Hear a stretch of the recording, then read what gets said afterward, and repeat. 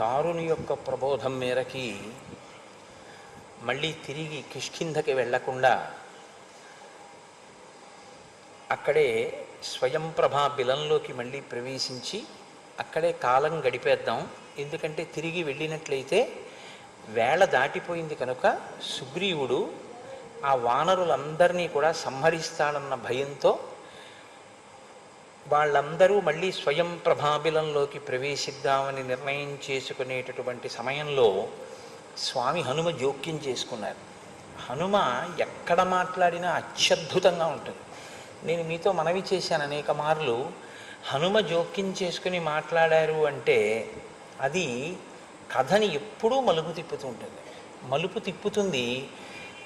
సాధారణంగా చచ్చిపోయేవాడిని కూడా మళ్ళీ బతికిస్తూ ఉంటుంది. అంటే ఇంకా లోకంలో అన్నిటికన్నా చాలా దారుణమైనటువంటి కష్టం అంటే ఏమిటంటే చచ్చిపోవడమే.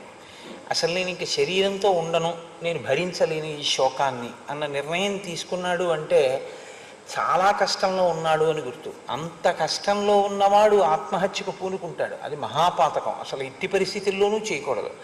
కానీ శరీరంతో ఉండి ఇంకా నేను ఆ శోకాన్ని భరించలేను అనుకున్నవాడు, ప్రాణాలని విడిచిపెడదామని సంకల్పం చేసుకున్నవాడు కూడా హనుమ యొక్క అనుగ్రహాన్ని, హనుమ యొక్క మాటల్ని విన్నట్లయితే వెంటనే అతను జీవితం మీద మళ్ళీ ఆసక్తిని పొంది విజయాన్ని సాధిస్తాడు.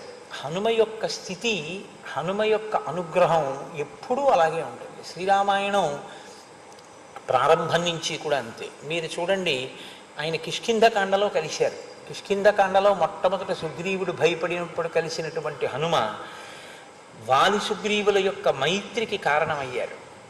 మళ్ళీ సుగ్రీవుడు రాజ్యాన్ని రొమని పొందడానికి హనుమ చేసినటువంటి రాయబారం మధ్యవర్తిత్వమే కారణం. అలా సుగ్రీవుణ్ణి నిలబెట్టారు, అయింది. మళ్ళీ అంగదుడు పొరపాటు చేస్తుంటే మాట్లాడి అంగదుడి యొక్క జీవిత స్థితిని దిద్దుతారు, అవుతుంది.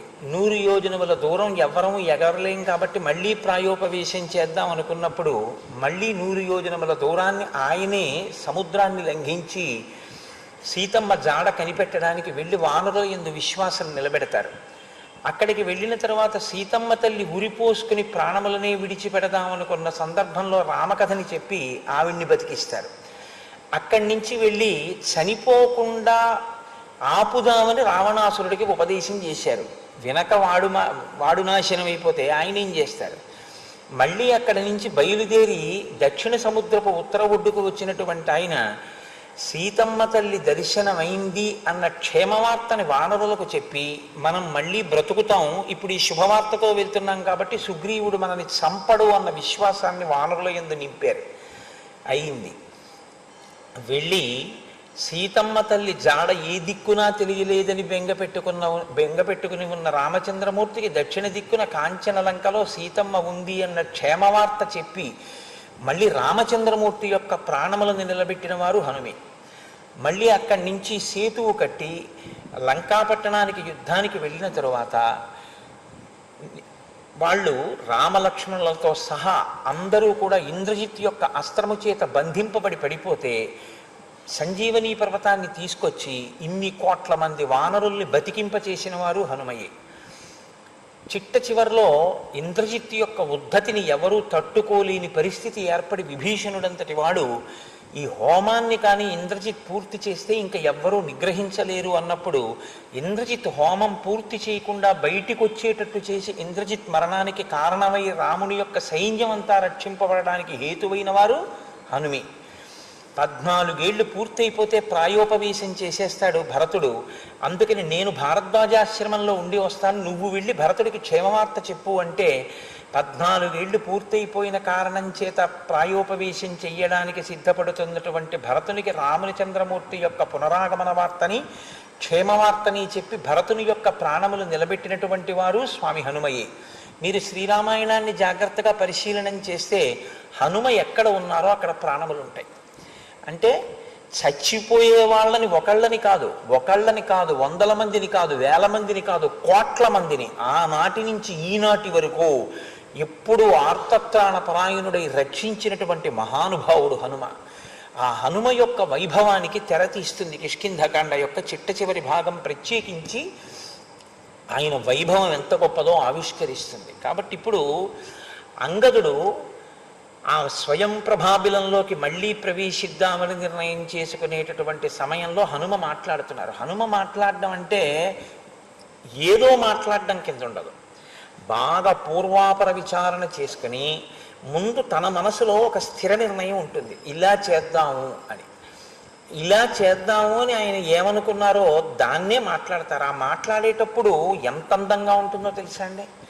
అవతల వారికి ఆ వాదనని ఖండించి మాట్లాడడం కష్టం. అలాగని కేవలం వాదన పటిమ కొంతమంది ఎందు ఉంటుంది. జ్ఞాన కలునిలోని శరదయువోలే అంటారు పోతన గారు. ఒక పెంకి వాదన, ఏదో మొండితనంగా ఇంకా తను చెప్పిందే జరగాలన్నట్లుగా మాట్లాడతారు. అలా ఉండదు. బుద్ధిమతాం వరిష్టం. ఆయన మాట్లాడితే అవతల వారి యొక్క ప్రయోజనాన్ని సిద్ధింప చేయడానికి మాట్లాడతారు. కాబట్టి ఇప్పుడు ఆయన ఆలోచించారు, సామముతో మాట్లాడడానికి అంగదుడు యువరాజు, కుదరదు. ఇంకిప్పుడు దానము చేయడానికి ఆయన యువరాజు, దానంతో ఏం మాట్లాడతారు, దండోపాయము కుదరదు. కాబట్టి ఇంకున్నది భేదము. అంటే ఇప్పుడు అంగదుడు కానీ ఇటువంటి నిర్ణయం తీసుకుని సుగ్రీవుని యొక్క కార్యం మీద, రామకార్యం మీద ముందుకి వెళ్ళడం మానేసి సుగ్రీవుడు చంపుతాడన్న భయంతో స్వయం ప్రభా బిలంలోకి వెళ్ళిపోతే, దక్షిణ దిక్కుకి సుగ్రీవుడు ఏ నమ్మకం పెట్టుకుని ఇంతమంది యోధుల్ని పంపాడో ఆ నమ్మకం అంతా వమ్మైపోయి సీతమ్మ తల్లి జాడ కనిపెట్టడం అనేటటువంటి విషయంలో కృతకృత్యులయ్యే అవకాశం ఉండదు. వీళ్ళు భయంతో చచ్చిపోతున్నారు. మీరు చాలా జాగ్రత్తగా గమనించండి. ఇంకిక్కడి నుంచి మీకేం కనపడుతుందంటే, దక్షిణ దిక్కుకు వెళ్ళిన ఇన్ని వేల మంది వానరులు మరణిస్తున్నారు. దేనివల్ల మరణిస్తున్నారు? భయం చేత మరణిస్తున్నారు తప్ప వాళ్ళకి ఇప్పుడు ఆరోగ్యం లేక వాళ్ళు మరణించట్లేదు, భయానికి చచ్చిపోతున్నారు. దేనికి భయం? వెనక్కి వెడితే సుగ్రీవుడు చంపేస్తాడు, ముందుకు వెడితే సీతమ్మ కనపట్టలేదు. కాబట్టి ఇప్పుడు వాళ్ళు మానసికంగా చచ్చిపోయారు. వాళ్ళ ఎందు ఉత్సాహం చచ్చిపోయింది. కాబట్టి ఇక ముందుకు వెళ్ళి సీతమ్మ జాడ కనిపెడతామన్న ఆశ లేదు, వెనక్కి వెళ్ళి బ్రతుకుతామన్న ఆశ లేదు. కాబట్టి వెనక్కి వెళ్ళి సుగ్రీవుడి చేతిలో చచ్చిపోయే కన్నా ఇక్కడే చచ్చిపోదామని వాళ్ళు నిర్ణయానికి వచ్చారు తప్ప వాళ్ళు ఒక కర్తవ్యాన్ని మర్చిపోతున్నారు. ఇంకా వాళ్ళు అన్వేషించవలసినటువంటి ప్రాంతాలు ఉండిపోయాయి సుగ్రీవుడు చెప్పిన జాబితాలో. ఆయన దక్షిణ దిక్కున పితృలోకం వరకు చెప్పాడు, మీరు అక్కడ వరకు వెళ్ళవలసి ఉంటుందని. ఏది వెళ్ళారా? వాళ్ళు ఇంకా స్వయం ప్రభాబిలం దగ్గర ఉన్నారు. మరి ఆ మాత్రానికే వాళ్ళు భయపడిపోయి ఇంకా ప్రాణాలే పోతాయి, సీతమ్మ కనపడదు అని వాళ్ళు ఆత్మహత్య చేసుకుంటే రాజు పెట్టుకున్న నమ్మకం ఏమైనట్లు? ఇది గమనించిన వారు ఒక్క హనుమయే. కానీ ఇప్పుడు వెడదామంటే వచ్చే స్థితిలో వీళ్ళు లేరు. కాబట్టి అంగద, నువ్వు చేసుకున్న నిర్ణయం తప్పు, వీళ్ళందరూ నిన్ను అనుసరించరు అని ఉన్న వానరుల మధ్య భేదాభిప్రాయాన్ని కల్పించాలి. అందరూ ఒక మాట మీద లేకుండా చెయ్యాలి. కాబట్టి ఇప్పుడు ఆయన భేదము వాళ్ళ మధ్య ఏర్పడేటట్టుగా తన వాక్కుని సునిశ్చిత ప్రజ్ఞతో ప్రయోగిస్తున్నారు. సచతుర్నాం ఉపాయానాం తృతీయం ఉపవర్ణయన్ భేదయామాస తాన్ సర్వాన్ వానరాన్ వాక్య సంపద. వాక్య సంపద చేత మాట్లాడడం ఒక పెద్ద సంపద. ఎందుచేతనంటే మాటల చేత దేవతలు మన్నన చేసి వరంబులిత్తురు. మాటల చేతనే దేవతలు గౌరవించి వరాలిస్తారు. మాట బాగున్నవాడికి లోకమంతా మిత్రుడే, మాట బాగుండని వాడికి లోకమంతా శత్రువే. వాడు ఎంత మంచివాడైనా కానివ్వండి, మాట బాగుండదు అనుకోండి, ఎవరు ఆయన్ని పలకరించడానికి, ఆయన్ని పిలవడానికి, 10 మందిలో ఆయన్ని తీసుకొచ్చి ఆయనతో కూడి ఉండడానికి ఇష్టపడరు. ఆయన ఏమీ చెయ్యకపోయినా మంచి మాట మాట్లాడాడు అనుకోండి చాలు, అందరూ హర్షిస్తారు. కాబట్టి ఇప్పుడు ఆయన వాక్య సంపదతో భేదమును కల్పించి తద్వారా అటు రాచకార్యము, ఇటు సుగ్రీవుడు అంగదుడు చెయ్యవలసిన కర్తవ్యాన్ని కూడా జ్ఞాపకం చేస్తూ ఆయన బోధ చేసే ప్రయత్నం చేస్తున్నారు. నిత్యం అస్థిర చిత్తాహి కపయో హరిపుంగవ నా జ్ఞాప్యం విషహిష్యంతి పుత్రదారాన్ వినాత్వయ. ఎంత గొప్ప విషయాన్ని ఆయన ప్రస్తావనలోకి తీసుకొచ్చారో చూడండి. నిత్యం అస్థిర చిత్తాహి కవయో హరిపుంగవ. ఓ అంగద, నువ్వు వీళ్ళందరినీ నమ్ముతున్నావు స్వయం ప్రభాబిలంలోకి నీతో వస్తారని. వీళ్ళు వానరులు కాబట్టి వీళ్ళు చపల చిత్తులు, వీళ్ళు ఒకలా ఉండరు. వీళ్ళ మనస్సు చాలా తొందరగా కదిలిపోతుంది. వీళ్ళు సహించలేనటువంటిది ఒకటి వీళ్లలో ఉన్నది అన్న విషయాన్ని నువ్వు మర్చిపోతావు. నువ్వు ఎంతసేపు ఏం మాట్లాడుతున్నావు అంటే సుగ్రీవుడు చంపేస్తాడన్న భయంతో ముందుకి వెళ్ళవద్దంటున్నావు. కానీ నీతో నేను ఒక సత్యం మనవి చేస్తున్నాను. పుత్రదారాన్ వినాత్వయ, వీళ్ళ యొక్క బిడ్డల్ని భార్యల్ని విడిచి ఉండలేరు. స్వయం ప్రభాబిలంలోకి వెడితే ఏమవుతుంది? బ్రతికే ఉంటారు. బ్రతికి ఉండడం ప్రధానం కాదు వీళ్ళకి, వీళ్ళు బ్రతికి బరువు అవుతారు. ఎందుకో తెలుసా? వీళ్ళు బ్రతికి ఉంటే వీళ్ళకి ఏం గుర్తొస్తూ ఉంటుందంటే వీళ్ళ భార్యలు వీళ్ళ బిడ్డలు వీళ్ళకి గుర్తొస్తుంటారు. వీళ్ళు అస్తమానం వీళ్ళ భార్యల్ని తలుచుకుని పిల్లల్ని తలుచుకుని అయ్యో వాళ్ళు ఎలా ఉన్నారో పాపం మేము ఏమైపోయామో అని బెంగ పెట్టుకుని ఉంటారు. సుగ్రీవుడు వాళ్ళని ఏం చేశాడో ఏమిటో, మేము ఇక్కడ హాయిగా తింటున్నాం తాగుతున్నాం పడుకుంటున్నాం, కానీ మేము కనపడక అక్కడ వాళ్ళు ఎంత అల్లాడిపోతున్నారో, ఇలా బతికే కన్నా చచ్చిపోతే గొడవ వదిలిపోతుంది, వెళ్ళి సుగ్రీవుడి చేతిలో చచ్చిపోతే పోయారని ఒకటే మాట వాళ్ళన్నా సుఖంగా ఉంటారు.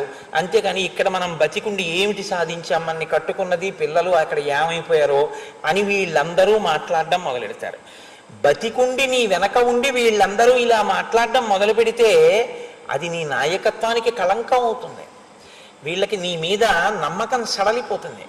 తీసుకొచ్చి మమ్మల్ని స్వయం ప్రభాబిలంలో పెట్టాడు, ఈ చావేదో ముందుకెళ్ళి సీతమ్మని వెతుకుతూ చచ్చిపోయినా కూడా వదిలిపోయేది, రాచకార్యం చేశామన్న మర్యాదన్నా దక్కేది, ఇక్కడెందుకు ఉండిపోయాం అంటారు. ఈ మాటలు ఆయన అంటారా? అనరు. ఎంత చక్కగా అన్నారంటే నిత్యమ్మ స్థిర చిత్తాహి అన్నారంతే. వీళ్ళు చెంచల మనస్కులు. వీళ్ళ మనస్సు ఇవాళ ఓ అంటుంది, స్వయం ప్రభాబిలంలోకి వస్తారు, ఆ తర్వాత కదిలిపోతారు. వీళ్ళు ఒక మాటకి కట్టుబడి ఉండలేరు. మనస్సు యొక్క అసలు మనసుకే చాలా చాంచల్యం. అందున తొందరగా అది ప్రతిపాదించేటటువంటి విషయములకు వశుడైపోయేటటువంటి స్థితి అవతలవాడికి ఉంటే, అంటే ఎన్నడూ మనసు చెప్పిన దానికి ఎదురు తిరిగి నువ్వు ఇలా చెప్తున్నావేమిటనగా అని అడగగలిగిన ప్రజ్ఞ వాడికి లేదనుకోండి, మనసు చెప్పింది వినడం ఒకటే ఆయనకి తెలుసు అంతే. అటువంటి వాడు నీ వెనక ఉండి ఏం చేస్తాడని నువ్వు అనుకుంటున్నావు. ఇప్పుడు ఏమైంది? వానరుల మీద నమ్మకం అంగదుడికి సడలింది, అంగదుడి మీద నమ్మకం వానరులకి సడలింది. నిజమే ఇలా అంటున్నాడు కానీ లోపలికి తీసుకెళ్ళి బతకండి అని చెప్పి మనకు అన్నం పెట్టి శుభ్రంగా స్వయం ప్రభాబిలంలో తేనె దొరుకుతుంది, పళ్ళు దొరుకుతున్నాయి, తినండి తాగండి వ్యాయామం చేయండి అంటే దేనికి మనం బతికుండి? భార్య పిల్లలు కనపడినప్పుడు నిజమే ఏమిటి అలా అంటాడు ఏమిటి అంగదుడని వానరులు నిజమే నేను నమ్మడానికి వీల్లేదని అంగదుడికి ఒకరి మీద ఒకరికి అనుమానం వచ్చిందా లేదా? ఒక్క మాటతో భేదాన్ని ప్రయోగించారంటే వీళ్ళందరూ ఒక మాట మీద ఉండకుండా ఉండేటట్టు చేయగలిగారంటే ఇప్పుడు ఇది కాదులేండి ఇంకో ప్రతిపాదన ఏదైనా పరిశీలిద్దాం అనేటట్టు చేస్తున్నారన్నమాట. ఇది ఆయన ప్రజ్ఞ. ఆంతరమనంది ఏమిటి? ఎందుకు ఈ భేదం కల్పించడం? వాళ్ళందరి చేత ఒక మంచి పని చేయించడం. ఏమిటా మంచి పని? రామకార్యం మీద ముందుకు వెళ్ళగలిగిన ప్రజ్ఞ వాళ్ళ యందు అంకురింప చెయ్యడం. అలా జరుగుతుందా లేదా అది పక్కన పెట్టండి, కానీ ఆయన హృదయం అది. కాబట్టి ఇప్పుడు ఆయన అంటున్నారు విగృహ్యాసన మాప్యాహు దుర్బలేన బలీయస ఆత్మరక్షాకరస్తస్మాత్ నా విగృహ్ణీత దుర్బల. ఈ శ్లోకం నాకైతే అనిపిస్తుంది ప్రత్యేకించి దీన్ని ఎవరు జ్ఞాపకం పెట్టుకోవాల్సి ఉంటుంది అంటే చదువుకునే రోజుల వరకు బాగుంటుంది, కానీ చదువుకున్న తర్వాత ఉద్యోగంలోకి వెళ్ళడం అనేటటువంటిది ఒకటి ప్రారంభం అవుతుంది. నేను నా స్వానుభవంలో నేను గమనించింది ఏంటంటే ఉద్యోగంలో జాయిన్ అయ్యేటప్పటికీ చాలా ఉత్సాహంగాను వేడి నిత్తురు ఉరకలు వేస్తూ ఉంటుంది. మంచి యవ్వనంలో కదండి చేరుతారు. అందులో ఎవరో ఉంటారు సాధారణంగా ఏం చేస్తారంటే మన అధికారి ఎటువంటి వాడండి, ఈయన ఎలా ఉంటారు, పర్వాలేదా, మంచి అయినేనా అని ముందు ప్రశ్న వస్తుంది ఎక్కడో ఒక చోట వెయ్యగానే. ఏం పర్వాలేదండి చాలా మంచి అయిన అంటే మనం ఏం చేసినా చెల్లుతుందన్న భావన వస్తుంది. అమ్మో ఇలాంటి వాడు కాదండోయ్, ఒక గంట ఆలస్యంగా వస్తానన్నా అనుమతించడు. ఒకవేళ నిత్తురు కక్కుతూ ఉంటే అలాగే వచ్చి అటెండెన్స్లో టైంకి సంతకం పెట్టాలి తప్ప ఆయన మాత్రం 5 నిమిషాలు ఆలస్యంగా వచ్చినా ఒప్పుకోడు. అంత నియంత అన్నారనుకోండి ఆయన మీద భేదభావం వస్తుంది. ఇది అక్కడితో ఊరుకోడు, ఇంకా ఉద్యోగంలో చేరి 2 రోజులు అవుతుంది, అధికారికి వ్యతిరేకంగా ఏదో మాట్లాడడం మొదలెడతాడు. మీరు చెప్పింది నిజమేనండి, నేను లోపలికి వెళ్ళానా ఏమన్నారో తెలుసా, ఎంత చులకనగా మాట్లాడారో తెలుసా అంటారు. వీడు లోపలికి చేరేస్తాడు. నిన్నగాక మొన్న చేరాడండి, ఎలా మాట్లాడాడో తెలుసా సార్ అంటాడు. ఇది ఏమవుతుందో తెలుసా అండి, నాకు మరి నా అదృష్టమో ఏమో నాకు తెలియదు, కానీ నేను ఉద్యోగంలో చేరినటువంటి రోజున నాతో ఒక మహాత్ముడనే నేను అనవలసి ఉంటుంది. నాతో ఒక మిత్రుడు నాకు సలహా ఇచ్చాడు. ఆయన నాకన్నా చాలా సీనియర్ అప్పటికి, ఇప్పుడు ఆయన రిటైర్ అయిపోయారు. ఆయన అన్నారు, ఏమయ్యా నువ్వు ఇవాళ కొత్తగా ఉద్యోగంలో జాయిన్ అయ్యావు, నేను నీకు ఒక విషయం చెప్తాను, నువ్వు దీన్ని చాలా జాగ్రత్తగా నువ్వు పదవీ విరమణ చేసే వరకు గుర్తుపెట్టుకో అన్నాను. ఏమిటి అన్నాను. ఎన్నడూ కూడా నీ అధికారి సమర్థతని నువ్వు విచారణ చెయ్యవద్దు. నీకన్నా నీ అధికారి తెలివి తక్కువవాడే కావచ్చు, కానీ ప్రభుత్వం అతన్ని అందులో కూర్చోబెట్టింది, నువ్వు గౌరవం ఇవ్వవలసి ఉంటుంది అన్నది గుర్తుపెట్టుకో. తప్ప నీ అధికారికి వ్యతిరేకంగా నువ్వు ప్రవర్తించి ఏదో సాధించుకోగలనని అని అనుకోవద్దు, నీ మనశ్శాంతిని కోల్పోతావు. నువ్వు నీ అధికారిని వ్యతిరేకించి మాట్లాడవలసిన రోజు ఎప్పుడైనా వస్తే బాగా జ్ఞాపకం పెట్టుకో, తోటి వాళ్లతో చెప్పద్దు, నీ అధికారితోనే నువ్వు వ్యతిరేకించి ఇక ఆయన కింద పని చేయకుండా మళ్ళీ వెళ్ళిపోయే ఏర్పాటు చూసుకో.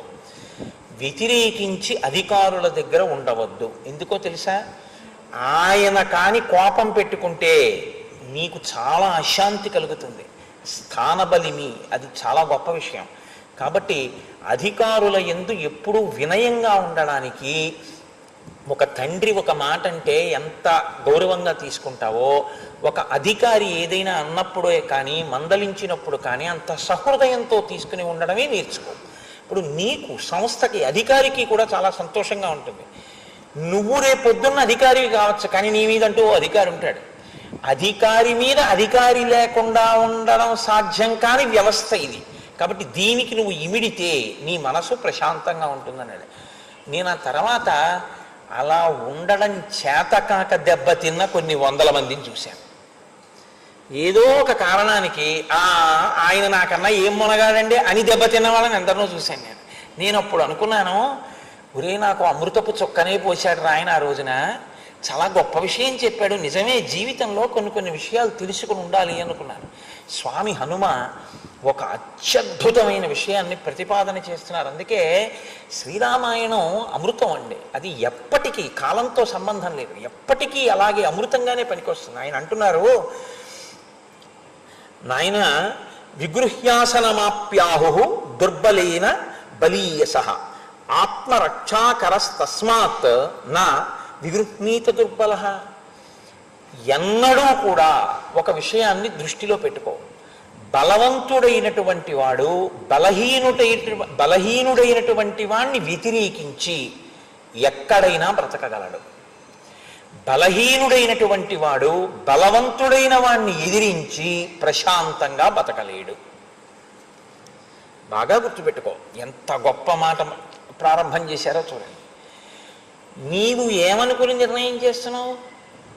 నేను యువరాజుని, నా దగ్గర వీళ్ళందరూ ఉన్నారు, కాబట్టి ఇప్పుడు నేను ఒక నిర్ణయం చేసి వీళ్ళని బతికించగలనని నువ్వు అనుకుంటున్నావు. కానీ నీకన్నా బలవంతుడు ఇంకోడు ఉన్నాడు.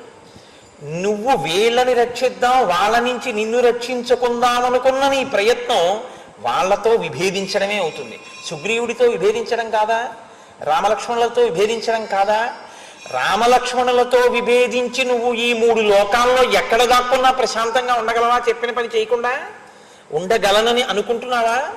నువ్వు దాక్కో స్వయం ప్రభాబిలంలోకి వెళ్ళి. ఆయనకి తెలుస్తుంది ఎప్పుడో ఒకప్పుడు, వెళ్ళి రాలేదు, కొంత దూరం వెళ్ళి స్వయం ప్రభాబిలంలోకి వెళ్ళిపోయి ఉండిపోయారు. వెనక్కి వస్తే చంపేస్తానని ముందుకి వెళ్ళలేదు, వెనక్కి రాలేదు, వచ్చి కబురు చెప్పలేదు. అంటే రాజదండన తప్పుకునే ప్రయత్నం చేశారని తెలుస్తుంది.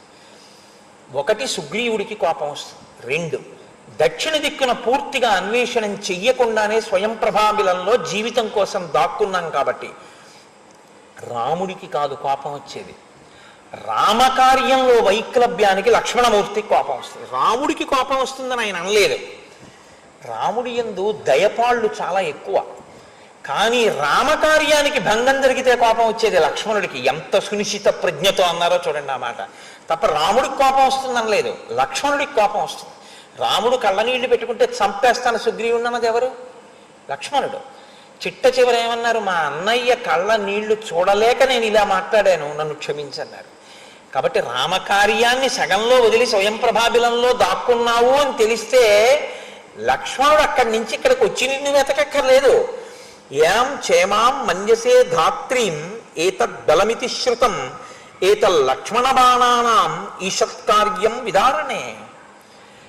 ఒక ఆకుల దొప్పని చీల్చేయడం ఎంత తేలికో ఈ స్వయం ప్రభా బిలాన్ని అక్కడ ఉండి సంకల్పం చేసి బాణాలు వేసి చీల్చేయడం లక్ష్మణుడి బాణాలకంత తేలిక పని, కష్టపడి కాదు.